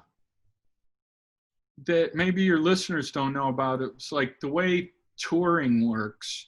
When you go on tour with somebody for a couple of months, that can be really awesome. Like you get to know the other people in the band, you get to know the crew people, and you find out real quick if they're nice or they're not. You know? And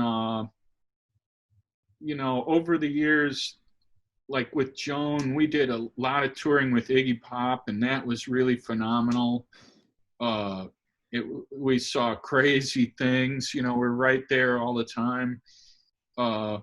With the Del Lords, we toured with Lou Reed. Wow. What was he like, man? Well, for me as a kid, like growing up in the Midwest and listening to that music and thinking of the dark, deep, dark, brooding. Yeah, it was, a lot of it was very dark. That never prepared me for Lou Reed sitting like at one of these outdoor places at the nice picnic table, doing a knee slap and laugh about some sports thing, you know, the cackling and all his teeth showing and stuff. You know, it was like the idea that I grew up in Illinois listening to Sweet Jane, and now I'm seeing this guy like going into a knee slapping laughing fit. You know, it's really made me want to call home, you know. That's cool. So he was a regular normal guy. It wasn't like brooding. You know, he did torture his crew. He tortured them. Like they would do a whole sound check every day. They would do a whole sound check, and then, you know, back at the time in the 80s, there was this amp called the Mesa Boogie. Sure. And it was a little bulldog of a thing. They were very heavy, very loud, and he played through 3 of them. And they'd do their whole sound check, and then when he was done, he'd stand there by the lip of the stage, and his roadie would be on his knees in front of the 3 amps that are all up and wailing while he fine-tuned the feedback. So the poor guy is there, and the amps are going, and he's got to listen. Yeah, it was pretty funny. I had Steve Hunter on my show, who played with Lou for quite some time, and he has a lot of good memories of him. He said he was a good friend of his. They were, you know.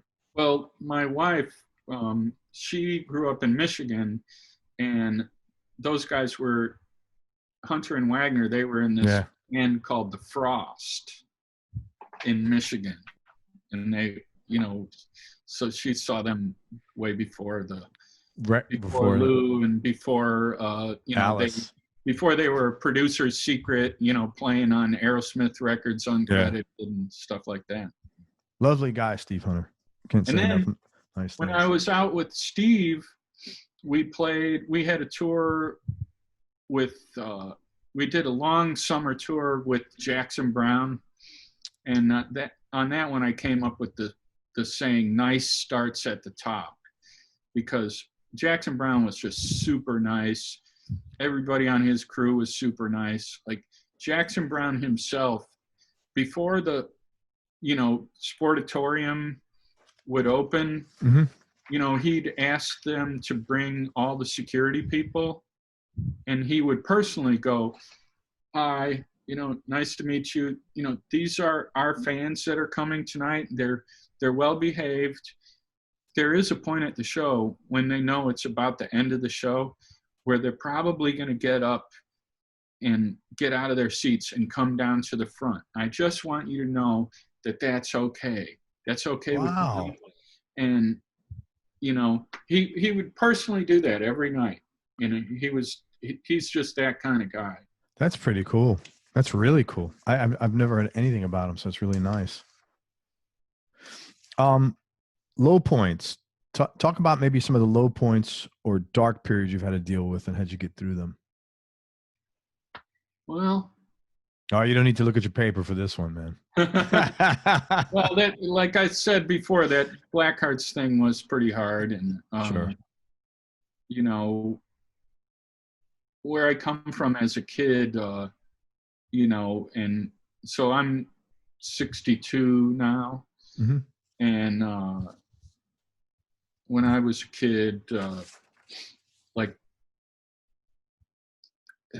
just the understanding of alcoholism was not the same way it is today. And, you know, sometimes kids are in an alcoholic household, and it can be especially daunting for kids that just want to be kids anyway.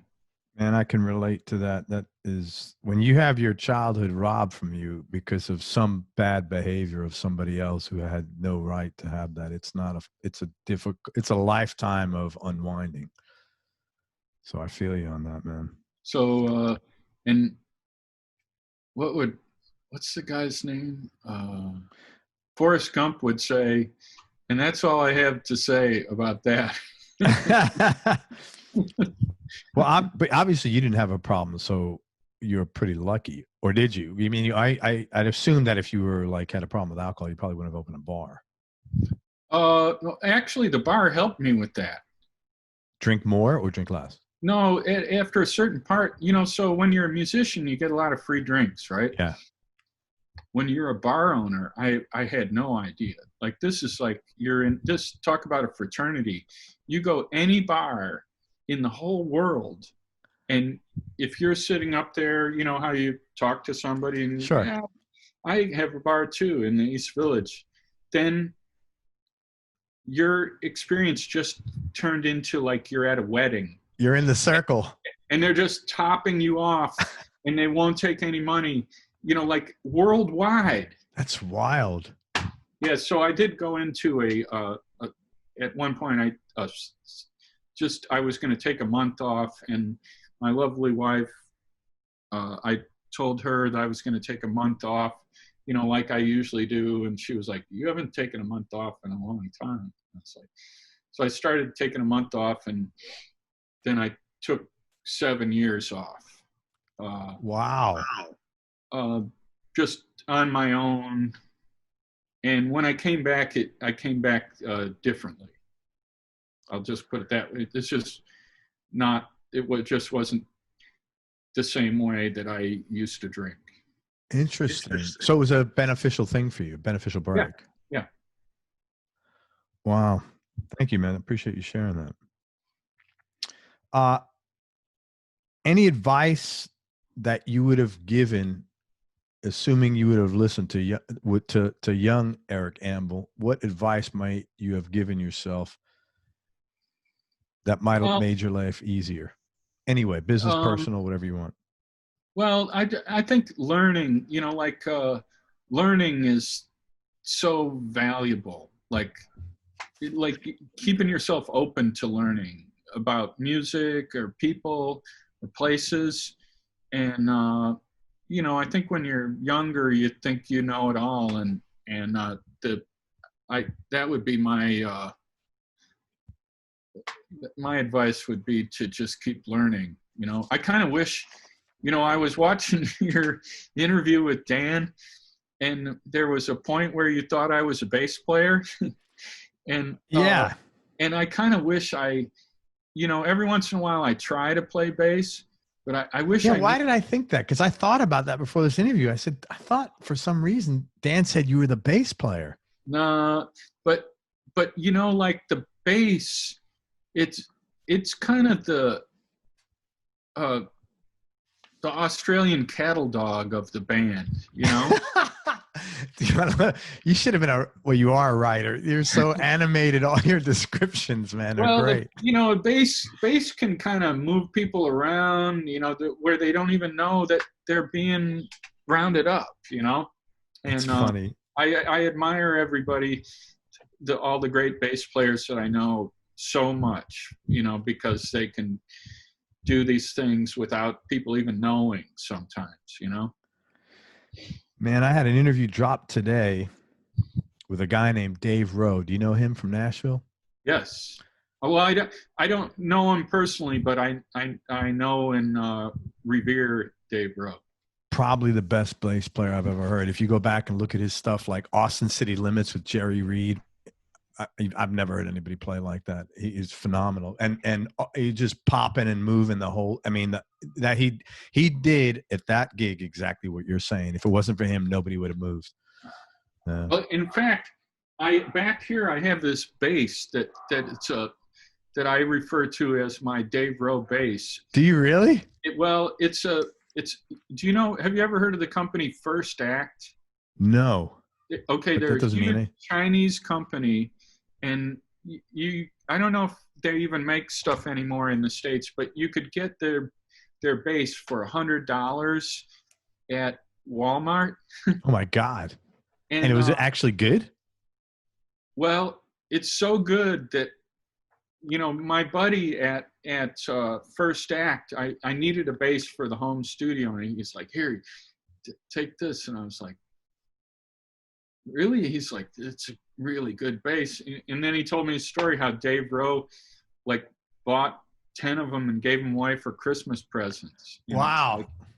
Like, I think this, like, I don't know anything about bass, but it was like, okay, I got this bass, and then I had to buy strings for $60 to put on. The strings cost more than the bass. Because I wanted flat ones on there. That's great, man. Well, I hope Dave Rowe's okay. He's great. He had a hell of a story, man. He's doing great. He's gonna reschedule with you, right? No. His interview dropped today. No, it dropped today. Oh, okay. Yeah, he's a great guy. Yeah, it dropped. He's a funny guy. I'll tell you a funny story about him real quick. Whenever I would speak, you know how you and I spoke, I think, before the interview, just to set it up. Well, I had to call Dave 2 or 3 times, and every time I called him, he'd be like, yes, no, yeah. And so comes time for the interview, and I'm telling my wife, I'm like, babe, I got this guy coming on.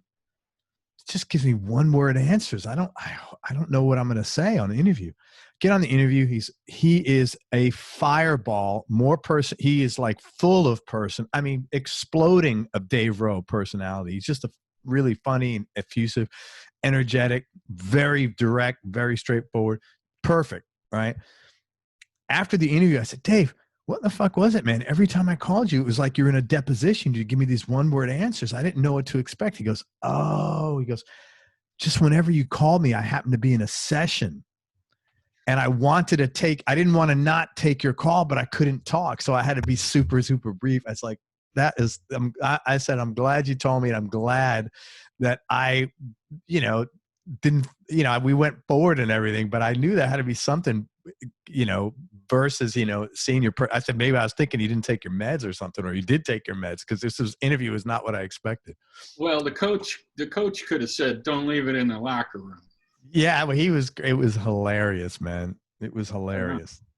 Hey, let's talk about gear for a few minutes, Eric. What's your go-to guitar right now, and what other 2 would be your top 3? And I hope you take out that Lemon Burst Les Paul, because that is beautiful, man. Well, those 2 Les Pauls that you see back there are part of my answer.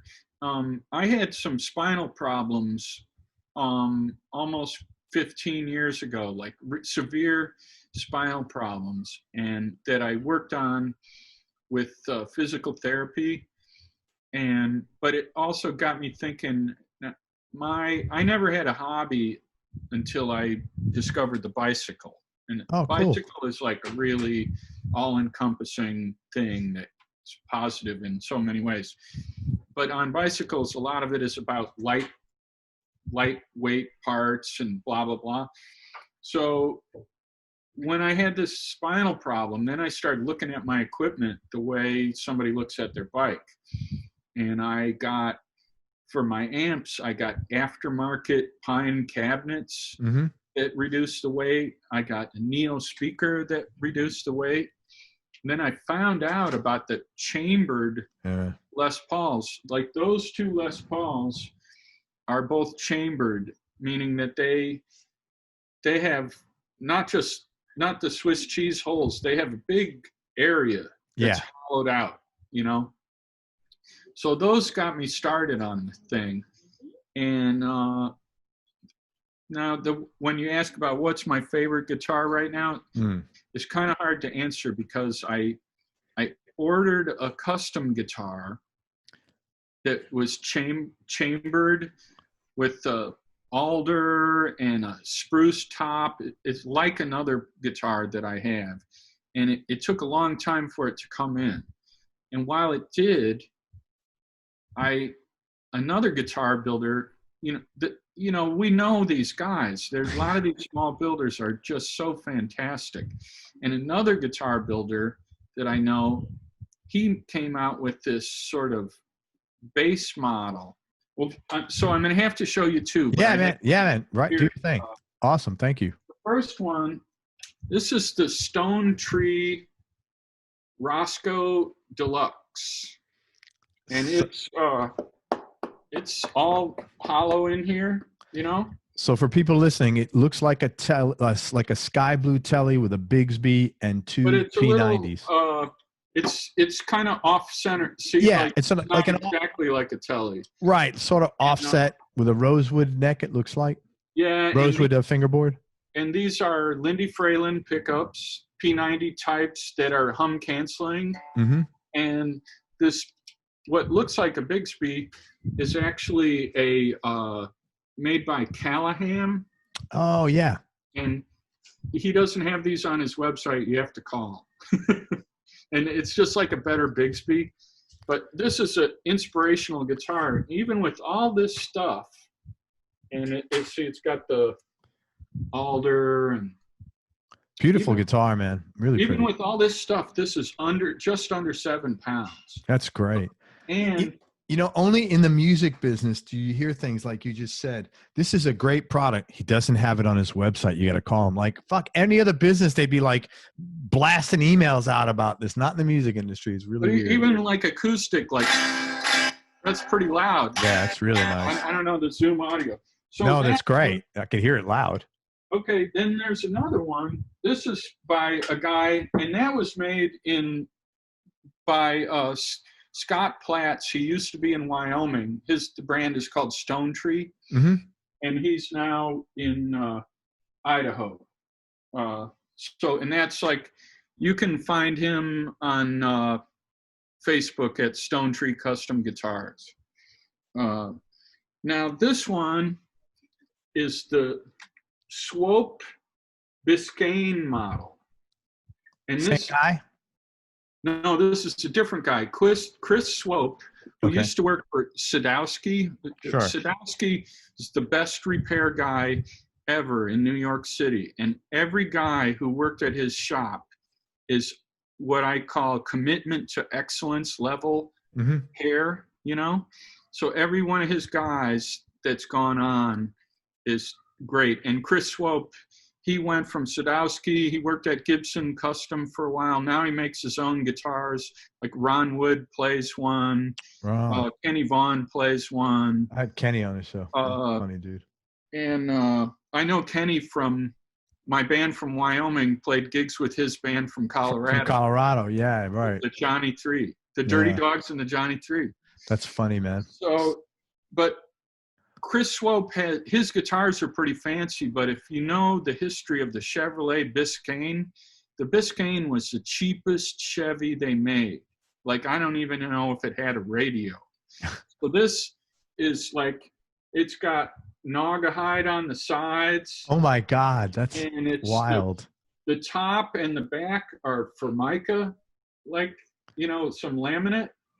And this is also heavily chambered. And where with that other guitar, like I went over with Scott, every little piece on the guitar. With the Biscayne, I had played some of Chris Swope's guitars, and he had played some of mine. Mm. And so the only thing that I said to him was that you got to use this Duesenberg vibrato that I have in my parts drawer. And I don't know if you can see that, he sunk the thing into the body. I'm just looking at it right now. He sunk the thing into the body so there would be enough pull down over the bridge. That's very cool. And that's a really unique guitar. And I notice all you play is rosewood or dark necks, dark fretboards. There's some maple ones over here. You know, there's a lot of guitars here at the studio too. Yeah. There's a maple one over there. Yep. But you know, then just a little over a year ago, I had an even worse spinal problem where I had to have surgery, the ACDF surgery, and where they go in through your neck, and you know, I got some titanium. You know, so the whole weight thing is even more important now than it was before. But I'm feeling good. Yeah, I was gonna ask, you're feeling okay. How long were you laid up for? That's got to be a long recovery, no? It was, you know, a couple of months, and then it was limited. You know, like I could only lift 10 pounds, then I could only lift 20 pounds, you know, stuff like that. You know. What is that blue amp? It's really pretty. Well, there's 3 of them actually. Thank you. Let's see if I can get out of the way. Yeah, there's three of them. Part of my thing when I went to these aftermarket cabinets. This one over here is a Dr. Z Carmen Gia in an aftermarket cabinet, pine, to make it lighter. The one down there is a Pro Junior, Fender Pro Junior. And then above it is another Fender Pro Junior that I had rehoused in just a head. Okay. Yeah, that's what I was looking at. It's really, really cool looking. You know, the vintage amps, like the vintage Fenders, they had pine cabinets, and pine, it's just so much lighter than plywood. And it sounds great. You know, like when you have a bad back and you can eliminate 10 pounds off of something or 15. Yeah. When I go to a pine cabinet with a Neo speaker, I can eliminate, 16 pounds off of amp. And that's probably like 70 to 100 pounds of pressure on your back you're getting rid of. Well, I mean, those amps over there, like one is 28 pounds total now, and the other one is 22. That's really light. A lot of amps are like an AC30, a Vox AC30 is 60 pounds. Yeah, I have a Marshall, a little bit older. It's pretty heavy. People don't understand when you play a gig in New York City, there's no two trips. You have to go guitar, gig bag, pedal board, all in one trip. Yeah. You can put it on the sidewalk and come back. Yeah, it'll be gone. No. So, and now I have one more guitar to show you. Yeah. Just before the pandemic, I helped one of the artists that I produced, Sarah Borges. She needed a new acoustic guitar, and my friend Mark Spencer, do you know him? I do not. He's a guitar player, producer. He plays in Sunvolt. Okay. And, I know the band. I think on the boat I saw his acoustic guitar. There's a company called Recording King.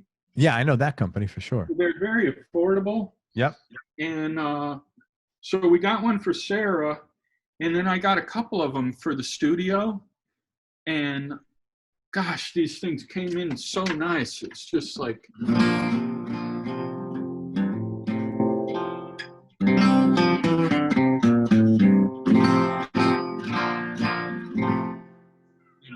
It's just it showed up. I remember I went to the studio at March 8th, and the two guitars showed up, and I was like, I want to take this one home, and I'll bring it back, and then I've still got it. That's cool, man. Let me ask something about the studio. Is there, as a producer, is there like a most versatile guitar? Like if you had to pick one guitar for the studio, that would be for you the Swiss Army knife. What would that guitar be? An amp. What would the amp be? Well, the real Swiss Army knife for me, for the electric guitar, one time in the 80s, I got a lap steel. Oh, here it is, actually. Hold on. I got this lap steel. Wow. It's a Magnetone. What a look at the thickness of that neck. Oh, yeah. So I got this lap steel from, I was looking in the window of a pawn shop in Reno, Nevada. And then I stood up on my tiptoes and looked down, and I saw this thing just laying on the floor, and I got it for $50. So, and then I took it home and I started working on it. The first thing I ever recorded was a song with the Del Lords called Feel Like Going Home. And that Robbie Robertson put that song in the movie The Color of Money. With wow, as the Del Lords played it, or he played, or he did it. Wow, no, the Del Lords recording with Paul Newman and Jack. I remember that movie, The Color of Money. It was about a pool hustler. Yeah, good movie. It's basically it's the sequel to The Hustler. Yeah, right. I remember that movie too. Jackie Gleason. Yeah, but they used my whole solo, and then I had a buddy who worked up at 48th Street. And I brought this thing in there. God, it's funny you even mentioned that. That doesn't exist. It's nothing. So I brought this thing in there, and I was like going, this guy's Paul Skelton. He's no longer with us also. He was a great guitar player and a great at working on guitars. And I was like, what's with this guitar? You know, the volume control, when I turn it down, the treble stays. You know, like the volume is totally useful. And he's going, that's a capacitor. And I was like, what? He's like, they don't want you to know about that. It's like, why? Because you won't have to buy any pedals. You'll be able to use the volume control on your guitar to get all kinds of different sounds out of your amp. Wow. And so this capacitor, they come in a little package at Radio Shack, 2 for $1. And every guitar that I've owned since 1984 has them in it. And you put them in. Yeah, so like I can put my guitar on 6 and dial in my main rhythm sound, and then I can turn it up for more overdrive, or I could turn it down to have it almost strum like an acoustic, and the treble stays the same the whole time. With this capacitor. That's so funny that this is a full-on, there's not too many conspiracy theories that I really subscribe to, but this one, they don't want you to know about this 0.001 capacitor.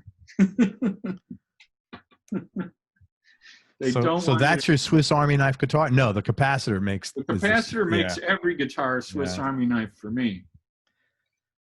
What's your Swiss Army knife amp? Well, there's a guy named Bruce Zinke who was hired for a short time to design some amps for Fender. And in the 90s, he came out with this thing called the Fender Pro Junior. The Pro Junior is a 15-watt amp that uses the same tubes as a Vox, you know, the EL84s. Yep. It has only a volume and a tone. And basically, you can get all the sounds out of that amplifier. And it's almost never going to be too loud when you're playing somewhere. So it records great. It's good for gigs. And if you liked 1, 2 would be even more fun. So are all the Pro Juniors like that, or only the ones in the 90s? No, there's no for all the Pro gear. Juniors. What's that? There's no bad Pro Juniors. Okay. But they're pro. They're not for home use. They're for pro. For studio. Okay. Yeah, that's why they made this other thing called the Blues Junior, which is like the PV version. Right. It's got 5 knobs. It's not nearly as good. It's not like a pure tone machine. Now, the only thing wrong with the Pro Junior is that, you know, sometimes as a guy, you want to spend money. And it's not that expensive. Buy 2. So, but then, you know, Dr. Z, he makes an amp that it really is a lot better than the Pro Junior in every way. I mean, it's a fabulous, but it's a very similar thing. The one back here called the Carmen Ghia. You know, I had a Dr. Z. It was a Maz Senior. First of all, it was way more juice than I needed. I never bonded with it, man. I didn't. Yeah, the Senior is 38 watts. It was massive. And he's very conservative about his power ratings, you know, so. That was incredible. Yeah, I'm a huge fan of the Dr. Z's. You know, the whole time I was on tour with Steve for a while, I was moving the equipment around. And then when I had 3 Dr. Z's out there, and I went all over the world for 3 whole years with those amps. And worst thing that ever happened is one time a tube fell out in a road case. That was as close as I ever got to a problem. That's amazing. Yeah, that's good quality workmanship. Yeah, they're handmade in Cleveland. Yeah, and this was sort of, you know, before the Brad Paisley. He makes a lot of different amps. He continues to innovate all the time, and you know, they're in Cleveland. I think he's a small amount of people in his shop. I've been there a bunch of times. Super nice guy. So don't get the Fender Pro Junior for the house. It's only for a studio. Or playing gigs. Playing gigs. Okay. Man, give me your top 3 Desert Island discs just for right now. Okay. You know, there's a lot of records that I love, and but when I saw this question, I was thinking about, there's artists that you love, and to me, what's really something is somebody who goes deep in their career and still making amazing music, like that's right up there with anything they ever did, and you might not even know about it. It is amazing when someone can still do that. So the 3 of these that I'm thinking of, one is Cheap Trick, from Rockford, Illinois. Mm-hmm. I saw them when I was a kid out in DeKalb, Illinois, before they exploded, and they were playing this college bar called the Red Lion. They used to do a set of Beatles, a set of Stones, and a set of originals. It's pretty cool. But they made a record, I think it's from '09, called The Latest. Right. And it's just fantastic. It's right up there. I think it's up there with their best stuff. And there's a song on there called Sick Man of Europe, which is kind of cool because that was one of their early band names before they were Cheap Trick. Oh, that is cool, man. So there's that one. Then are you hip to Marshall Crenshaw? Again, he's like a Nick Lowe guy. I know his music. I've never gone deep in his catalog. Okay, so he, a lot of people know about him. His first few records were just really incredible. He's got this background, incredible musician and stuff. And also maybe, I don't know how many years it was, 7 or 8 years ago, he put out a record called Jagged Land. And it's up there with his best stuff. He's got the guy from the band Soul Coughing, the bass player playing upright bass. Okay. And he's got Greg Leese, who's a fantastic pedal steel guy. Plays all kinds of stuff, guitars, piano, and the upright. There's just a lot of motion from the upright. The upright, it's not as pinpointy as a electric bass, and the way that they used the upright on that record really, to me, it opened up space for Marshall and Greg to do their thing. And then the other, I want to get my screensaver back. Well, Eric, I've always said the bass is the Australian cattle dog of the band, so.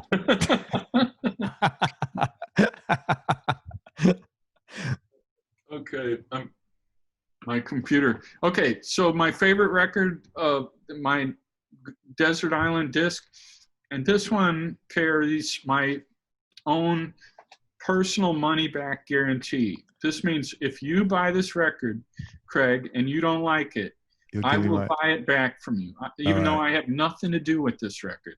All right. But Glen Campbell, Ghost on the Canvas. Ghost on the Canvas. That was his last record before. He did release one more record before Alzheimer's, and as he was going down, and that was a re-recording of his own old hits.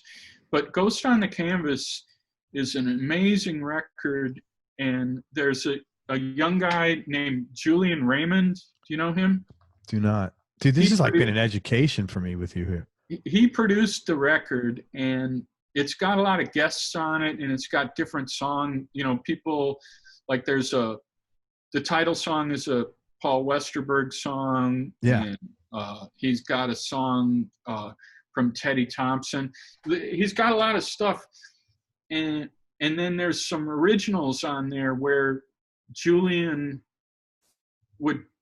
he just hung out with Glen Campbell a lot, and he wrote down things that he said and put them in the songs, That's really It's so heavy, he's losing himself, and he's talking to us at the same time, Glen Campbell, on that record, because of the Alzheimer's and dementia. Did you see the movie, that his daughter made? Yes, and I saw one of the, I heavy. was at the New York gig that is featured in the movie. Oh, wow. Where was that? It was fantastic. It was just hard to wrap your head around how great it was. Where was it? Was that Rockefeller Center or something? No, I mean, Town Hall. It was Town Hall. Yeah. And, but the record, the songs are so heavy sometimes. Julian, the producer, there's these little musical bits, these interludes in between the songs. So like the one song washes over you and you like gotta fucking sit there, hold on, and you get this little musical interlude until he starts talking to you again. What's his name? Julian Raymond. Yeah, and I loved Glen Campbell. I got to meet him when I was playing with Steve. We played in Arizona with Jackson Browne, and he came back before the gig, and I introduced himself to me and Val McCallum. Have you ever talked to him, Val? No, man, I can't get a hold of him. You need. I've reached out to him. Yeah, I've reached out. I've been turned on to him by a bunch of guys. He never gets back.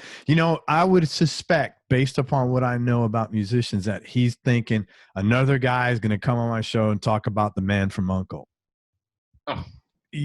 I'm not that guy, but I don't know this, but he's probably goes on I've been turned on to him by a bunch of people. Everybody says how cool he is, what a great player. I can't get through. Yeah, man, if you tell him well, I'm not going to. Playing with Jackson, when we met, I got a picture of me and Val and Glen Campbell together, and it's like one of those things, like a guy walks in the room and you stand up like it's the president, the way we used to think of the president. So I've met Glen Campbell and I got to go do my gig, and I get up on stage and I go and put my amp on, out of standby, my 2 amps, my 2 Dr. Z's that are in, and I check my tuning at my pedal board, and then I look up, and this is this beautiful sit-down theater, and dead center in front of my amp rig, like 8 rows back, is my childhood hero, Glen Campbell. That's incredible, man. It's like, oh no, because I mean those. Yeah, that's heavy. But it's also there's no way to moderate what's coming out of the speakers. Yeah. So, and I went to see him. He came back afterwards, and I stick my hand out, to shake his hand again, and he was for a second, and he goes, it was loud, and I just go, thank you so much. That's really cool, man. That was the only thing you could say. That was the best response you can give, man. It was like respectful and like, eager, and that's cool, man. Thank you. Thank you. Well, I'm going to check out all 3 of these records, man, because I've not been hip to them, and I really, your money back guarantee, man. There's no downside here. It's good. I'm good for it. Yeah, I know you are. Or it'd be good. I'll go to your next bar and get a free drink. Tell me, fun question, man. Favorite New York City food? Okay, you know what I'm going to do though? Huh? Because I thought about doing this. Making me your favorite New York City food? I'm going like. Oh, there you go, man. Yeah, that's better, because that other light too, man, kept like shining, like unless you were in front of it. There you go. So now we could see Cowboy Studios, Cowboy Technical Services right there. Yeah. And then I got the neon from the Lakeside Lounge. Yeah, I like that, man. That is very cool. That is very, very cool, man. I thought, you know, a little change of scenery, right? Yeah, I feel like having a Long Island iced tea right now. Favorite New York City food? Well, you know what? I think more than the New York City food is the New York City dining experience. Yeah, hell yeah. And that's what I really miss now. You know, we have some restaurants that we love, and dude, give me a couple of cool restaurants to go to in the East Village, because I don't go hang out there enough. And I told Ann next time we go, we're going to spend time in the East Village. I don't go there that much anymore. I think the place Hearth on First Avenue is probably still there. Hearth, okay. Hearth, but you know, our favorite places are over here in Brooklyn, and what I really like is I like to find a restaurant that I like, and then I want to become a regular. And I want That's your bar. That's a bar guy, man. Yeah. But I want to, and the way I do it is I start and I over tip, and that's a bar guy. I use my phone to write down people's names, so when I come back, I can say, "Hi, Sarah. You know, how are you doing?" You know? Right, right. And I love that. There's a place across the street here that was here the first 6 years that we lived here, and the woman, she had a wonderful, it was like a cafe style restaurant, and that went from breakfast all the way up to dinner with wine and stuff. That's hard, man. That's a hard thing to maintain. Well, and she got out of it because she just realized she was just going to be doing the same thing, and I understand it, but we had built the thing up so good, you know. We had our table, we go in, it's like you invested a lot in that restaurant. Happy to see you, you know. But that just gives us an opportunity to do it with another restaurant. Yeah, absolutely. So that'd be my favorite thing. So the experience. I have not had a slice of pizza since the pandemic started. Dude, I that is like cocaine, man. I mean, I eat real healthy, but when I go to New York, I eat pizza at least once a day, maybe twice or 3 times. The secret to pizza in New York City? The water? Outer Borough. The Outer Borough pizza is better than Manhattan pizza. I would agree with that. Like growing up in the Bronx, I always had great pizza, but there's a couple of, it's a place that's closed. My favorite pizza was Pizza Box on Bleecker. Remember the place? They had a really nice, you can go out back and sit down and outdoors. That was delicious. Oh, there's always going to be some exceptions, but as a rule, Outer Borough. As a rule, I agree with you. Yeah, there are a couple of spots. I do like Joe's Pizzeria down on Carmine Street there. It's really good. So, and there's one on 14th. And Pizzeria, I think numero 18. Do you know that one? No, where is that? On Carmine Street. It's right there. It's a block away from Joe's. It's not a slice place. And I mean, you go in there and they'll have like Italian TV on. It's Italian. Yeah, my wife would dig that. Thank you. Sure. Most important things you've learned about yourself. Where is that? Number 1, under the hood. Look at you. You're like so prepared, man. You're such a you probably, and how did you fail school? I think it was before they knew about dyslexia. That would do it, man. But you're like so prepared. You're like incredibly prepared. Important thing I learned about myself. Yeah. The mirror is backwards. What do you mean?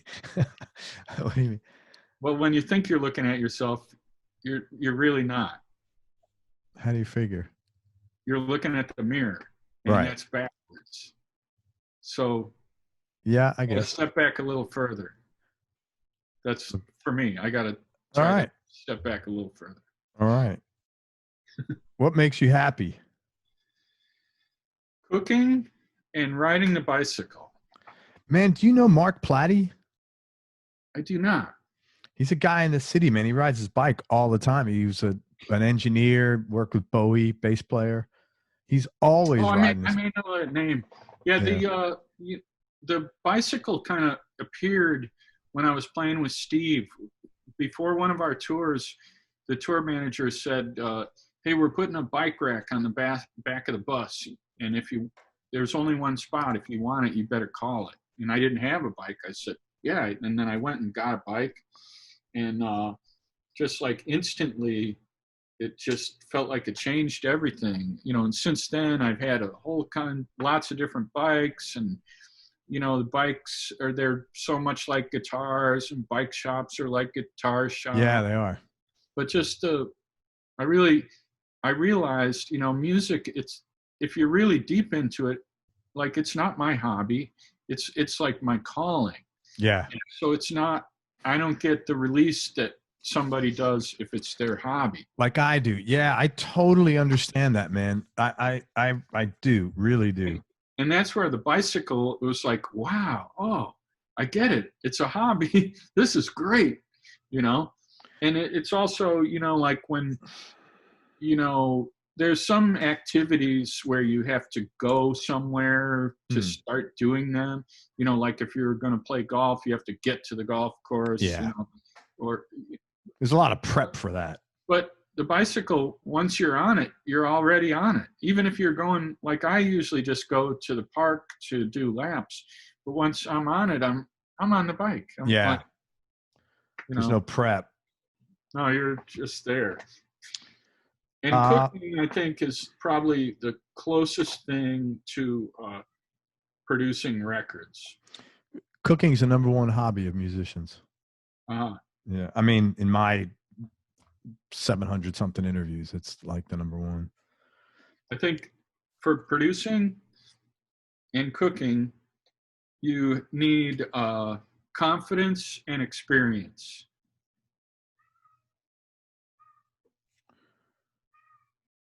Happiest moment in your life, or happiest time in your life? I can't really answer that one. I mean, like I hope I haven't had it yet. Yeah, I hear you. I know it's, if you think of it like, well, 30 years ago. I know. I wasn't one of those guys in high school. I wasn't either. Trust me. Any favorite place you've traveled? That's a hard one, but I owe it all to music, really, and I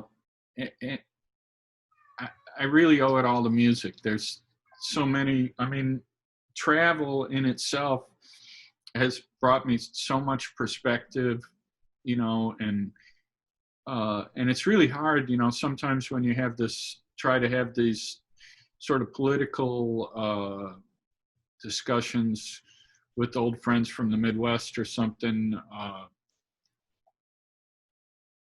Like, I'm not an elite, but I have traveled, and I've seen our country from outside of our country, Interesting. Yeah. And I've been all over this country too, and there's, just like the thing of who's the greatest rock band, you can't answer that. You can say who is the greatest rock band tonight. Yeah. So the greatest place, I mean, I've been a lot of places that I love and had, I love Spain. It's really popular. Spain's a big one. My wife and I went with a friend of hers on a real, an honest to goodness vacation at a place by the ocean in Nicaragua. Interesting. That was off the hook. It was off the hook. I just hope to travel more. I can't wait till we can travel again. Oh, man, flights right now are like ridiculously expensive. I mean, it's going to be a while till people pay me to get on one. Oh, no. Toughest decision you had to make, or most difficult thing you've had to do? I guess that would be, watching a friend in a drug alcoholic spiral. Just the limitations of what you can do. Which is nothing. You can hope, you can try to help, but there's only so much you can do. That would be the hardest thing, you know. Man, you know, I always have this saying, hope is not a very good business strategy. When it comes to that, that's the only thing you can do, literally. As I've gone through that with a few people, that's it. No, tell me the best advice you've been given and who gave it to you. I was thinking about that. Dude, you are so prepared. I'm like, I'm so impressed. Well, you have another question. Person who's had the biggest influence on your life? Yeah, let's knock that one out. Let's do it. Musically and personally. And that would be my buddy Lou Whitney. I don't know if you know about Lou Whitney. He's from Springfield, Missouri, and he produced the first Del Lords record. He and his band were the band on my first solo record, Roscoe's Gang. He went on to do that for a lot of artists, like where they came to his studio and used his band, and he produced like Robbie Folks and Dave Alvin and Sid Straw, Jonathan Richman. But those are all big names, man. Yeah, I learned so much from him. Like I learned about the producing thing one time when I was seeing, you know, when the Del Lords were doing our thing in the 80s, and at some of these little clubs, I was seeing these little bands that really could be great. You know, I talked to him about it, and he was like, you know, sometimes a producer could be just a guy who has done it once before, who's actually been in a studio and could guide people through the experience and help them. And that was like really awesome. Lou, he just had so many little quotable things. So he gave you the confidence to go out and start producing. Yeah. Awesome. And I used to bring projects down to his place until I got my own place, you know, because I love going down there to Springfield, you know, and get the Midwest experience. Yeah. And he played bass. He could play guitar, but he really he was a very funny guy. We lost him. Oh, sorry, man. 5 years ago. But he would be my my favorite guy that way, you know. Very cool. And last question, man. Tell me the biggest change in your personality over the last 10 years, Eric, and how much of that change has been intentional and how much is just a natural part of aging? Well, I guess the answer would be that just to try to keep learning, you know, try to learn, try to be better, try not to be mad about stuff. And then the other thing is, you know, bless you, you know, thank you. You know, when we're kids and they're telling us about our permanent record, you know, you're at school, this is going to go on your permanent record. Yeah. You know, there is one now. A permanent record? Yeah. What? It's called the internet. It's Facebook. Everything you've said. It's crazy. There, so you got to be careful. Be careful of your permanent record. Yeah, it is true. It is a consideration that people need to make when they open their mouth online. You know, I know we've been going for a long time, but there's a couple of these other ones. Yeah. By all means, man.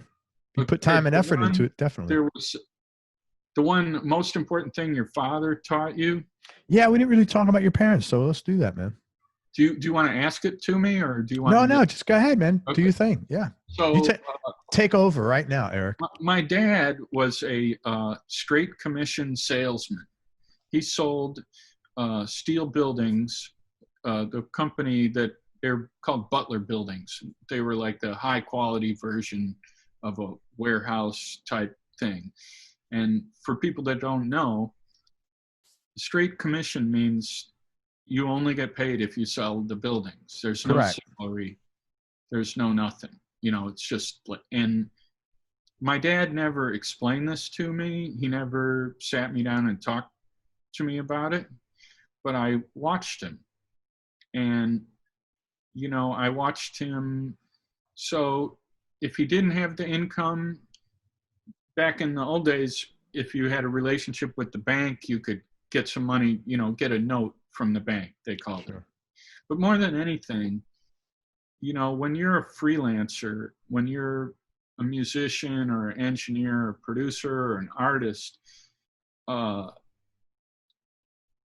you gotta know in yourself that you're gonna come out of it. Like, because if you're feeling bad, if you're really freaked out about it, it's almost like, you know, animals know that you're freaked out, you know, and people know that you're freaked out too. And so for me to watch my dad go through this thing as the sole provider for our whole family, where everything was dependent on him, and for him to have this like composure to know that he's got like these couple jobs, the money's coming, this job is coming, you know, and to be confident and realistic about it, but just not to be freaked out about it. And that was definitely, and I got to tell him about that too, because my dad, in the end, he got the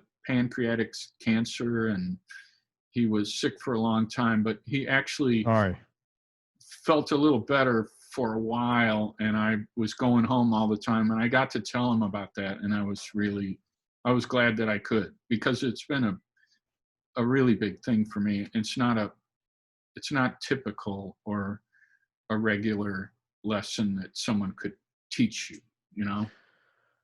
Yeah, that's interesting, because like I've been an entrepreneur 20 something years. I wonder what my kids would think of that, or do think of that. Interesting. They never said it. I mean, they always say, you know, it's funny, my kids will come over, then three of them are, and they'll say, Dad, I don't know. And they all collectively kind of say, I don't know how we're so lazy. Coming from you, you're the hardest working person I've ever seen in my life. But, and I think they're probably not giving themselves enough credit, but I wonder, that's interesting. I wonder how that perspective falls on them. Thank you. Sure. What else? Well, there was one most important thing your mother taught you. Yeah. Clean for the cleaning lady. That is such a, and please, I am not a misogynist. I love men and women. I have nothing, but that's a woman characteristic. You will never catch a guy doing that with rare. No, but you don't want the cleaning lady to make your bed. You want oh God, no. You know, and I took that one my own way when I was in college and in Wyoming and playing with the dirty dogs. One guy had this fucking great house that his parents bought him this house for $18,000. It was great. We had a band set up in there with stage and lights and big PA. But, you know, when you're going to have that big party, that blowout party, you clean the house before the party. Yeah, you know, of course. And, you know, it's like, and that's pretty metaphoric, I think. Yeah. You know, nobody makes their bed anymore. Really? Yeah, people don't make their bed. I mean, the younger kids. I'm not sounding like well, I make my bed every day. I wouldn't dare. I like to. I couldn't see how are you going to get anything done? No. Well, you know, the old thing is it's good to do because it sets you on the path of accomplishing. I just do it because I like crawling into the nice bed. I like pulling back the sheets. Yeah, it's relaxing. Nobody makes their bed nowadays. Zero. People just don't make their bed. It's almost like heresy. I talk to my kid, I'm like, none of them make their bed. I'm like, that is gross. Like, Dad, nobody makes their bed. I'm like, it's like a dying thing. It's like a telephone book or something. Wow. Any other ones that you wanted to bang out? Let's see. I think that's kind of it. Permanent record. Permanent record. let me tell you, man, I really appreciate your time. You're a very bright guy and super cool. But before I want to tell people what you got going on, I want to talk about what we've learned. We heard about the Hound. We heard about the Kid, and we heard about Tiny Pines. Nice starts at the top. Keep learning, because learning is so valuable. You've got to give luck a chance. Bass is the Australian cattle dog of the band. The 001 capacitor is the Swiss Army knife of guitar. Jackson Browne and Mark Ortman are the nicest guys in the world. And music is not your hobby, it's your calling. I have more nuggets here. I can put a book together on the Eric Ambel nuggets. So I thank you very, very much. Man, let me tell people what you got going on. First of all, if you're not hip to Eric, it's Eric Ambel, Ambel. I would love you to go to his website and start listening to some of his music on his website and on Bandcamp. It's ericambel.com. Look at him. He's got his record, Lakeside, which was the name of his bar in the East Village on between on Avenue A.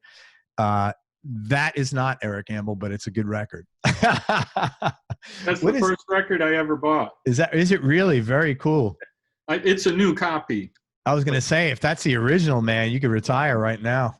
In that pristine condition, that and a Les Paul, a 58, a 59, you're done. Also, check out Eric's music on Bandcamp. He's got 4 solo records plus the shut-in singles. Yeah, 4 or 5. Who's counting? There's a live record too. Got a lot of cool music. If you're not, is it Del Lord's going to do something once, if assuming life comes back to normal? What do you think? We live in. Scott lives on the West Coast. We have recorded some stuff, so we may release maybe an EP or something. Awesome. Very cool. Well, keep me posted on that. If you're not familiar with the Del Lords, man, you want to listen to a really cool band, check them out. The Del Lords, very good vibe. Also, the shut-in singles, few other things. Eric is on Facebook, in his website, but he's also on Instagram and Facebook, as is his studio called Cowboy Technical Services. Do you want to talk about that for a minute? Because I know it's a big part of your life. Well, that was another one of these by negative example kind of things, like a lot of studios in the 80s. I mean, with the Del Lords, we recorded in some of the greatest studios in the world, like a place that used to be Columbia.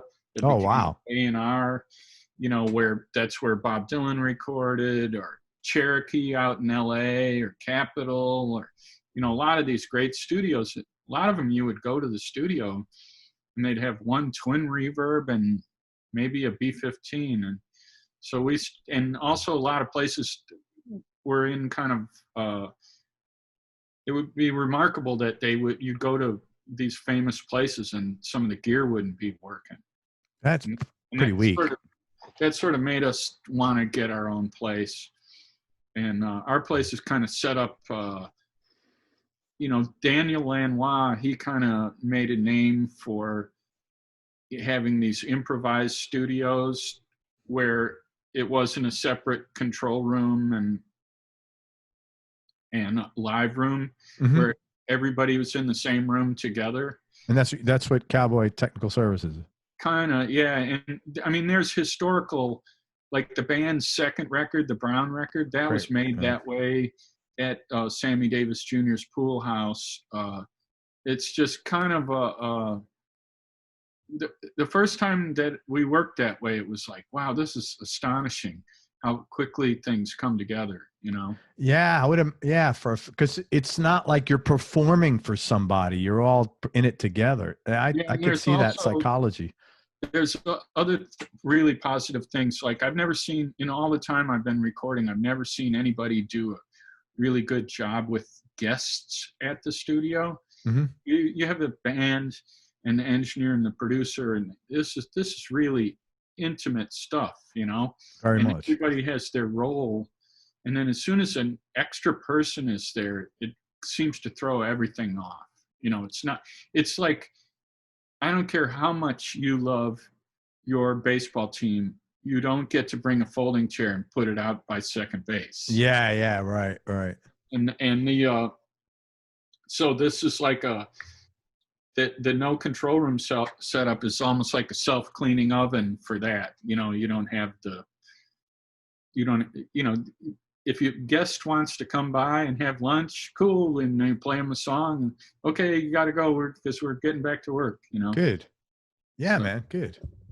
So that's Cowboy Technical Services. There is a website, and they have an Instagram and Facebook presence. If you are interested in working with Eric as either a producer or working with one of his engineers, what I would encourage you to do, or if you just want to rent the studio, it's in Williamsburg. Greenpoint now. We started in Williamsburg. It's in Greenpoint. If you're interested in any of that, what I would encourage you to do is go on Facebook. Eric has let me just write that down, Greenpoint. Eric has a page there. It's called Produced by Eric Roscoe, Roscoe, Ambel, Ambel, produced by Eric Roscoe Ambel. Check that out if you're, gives you a good feel for what Eric's doing as a producer. But if you want to work with him in that capacity, or if you just want to rent the studio over in Greenpoint, between the website, Instagram, and Facebook, you'll be able to get a hold of them. Reach out, let them know what's going on, what you're doing, and just be respectful and intelligent in your conversation. And I think never order a fucking Long Island iced tea in a bar. Just do everybody a favor, please. Anything else, dude? No, I really appreciate it, Craig, and I'll see what I can do about getting Val for you. Now it feels like a challenge. Bullshit. Isn't that what he goes by? Bullshit. He's such a great guitar player. You know how many Lyle Workman referred me to him. He didn't return my call either. I mean, it's like I don't know. Like I said, I suspect everybody called because his parents are both celebrities. I guarantee you, just from what I've heard from talking to people, everybody gets on with him and starts talking about his dad. And I'm not like that. I'd be like inviting him to my house for dinner and talking about your dad and mom. That'd be kind of rude. That's just not my vibe. But thank you. Let me say goodbye to everybody. And thank you, man. I really enjoyed talking. You're a super bright guy. Thank you, Craig. Man, I wish you still had your bar, because when I come to the city, I would not get out of the chair. I just hang out there in the evening. And thanks so much for your time coming on the show. And you're super prepared, man. I appreciate that very much. It's really kind of you. Everybody, thanks for listening. If you enjoyed this, please share it on your social media channels. We appreciate the support. Dan Baird, you're the greatest, man. Thank you very much. Thanks again to Eric Ambel for stopping by. And everybody check out and support Eric's music. It's ericambel.com, A-M-B-E-L. Eric, go to his Bandcamp page as well. He's got all this stuff there. The shut-in singles are great. If you are interested in working with him or renting his studio, it's Cowboy Technical Services in Greenpoint, Brooklyn. I got a big audience in New York. This is another place that's an option for you with a qualified guy. No bullshit freaking wall separating you, and keep your guests at home. And Dave Rowe, thanks too. Most important, everybody, don't forget, especially nowadays, remember that happiness is a choice. So choose wisely. Be nice. Go play your guitar or your bass that you don't play, and have fun. Till next time, peace and love, everybody. I'm out. Eric, thank you so much, brother. Appreciate everything. Thank you.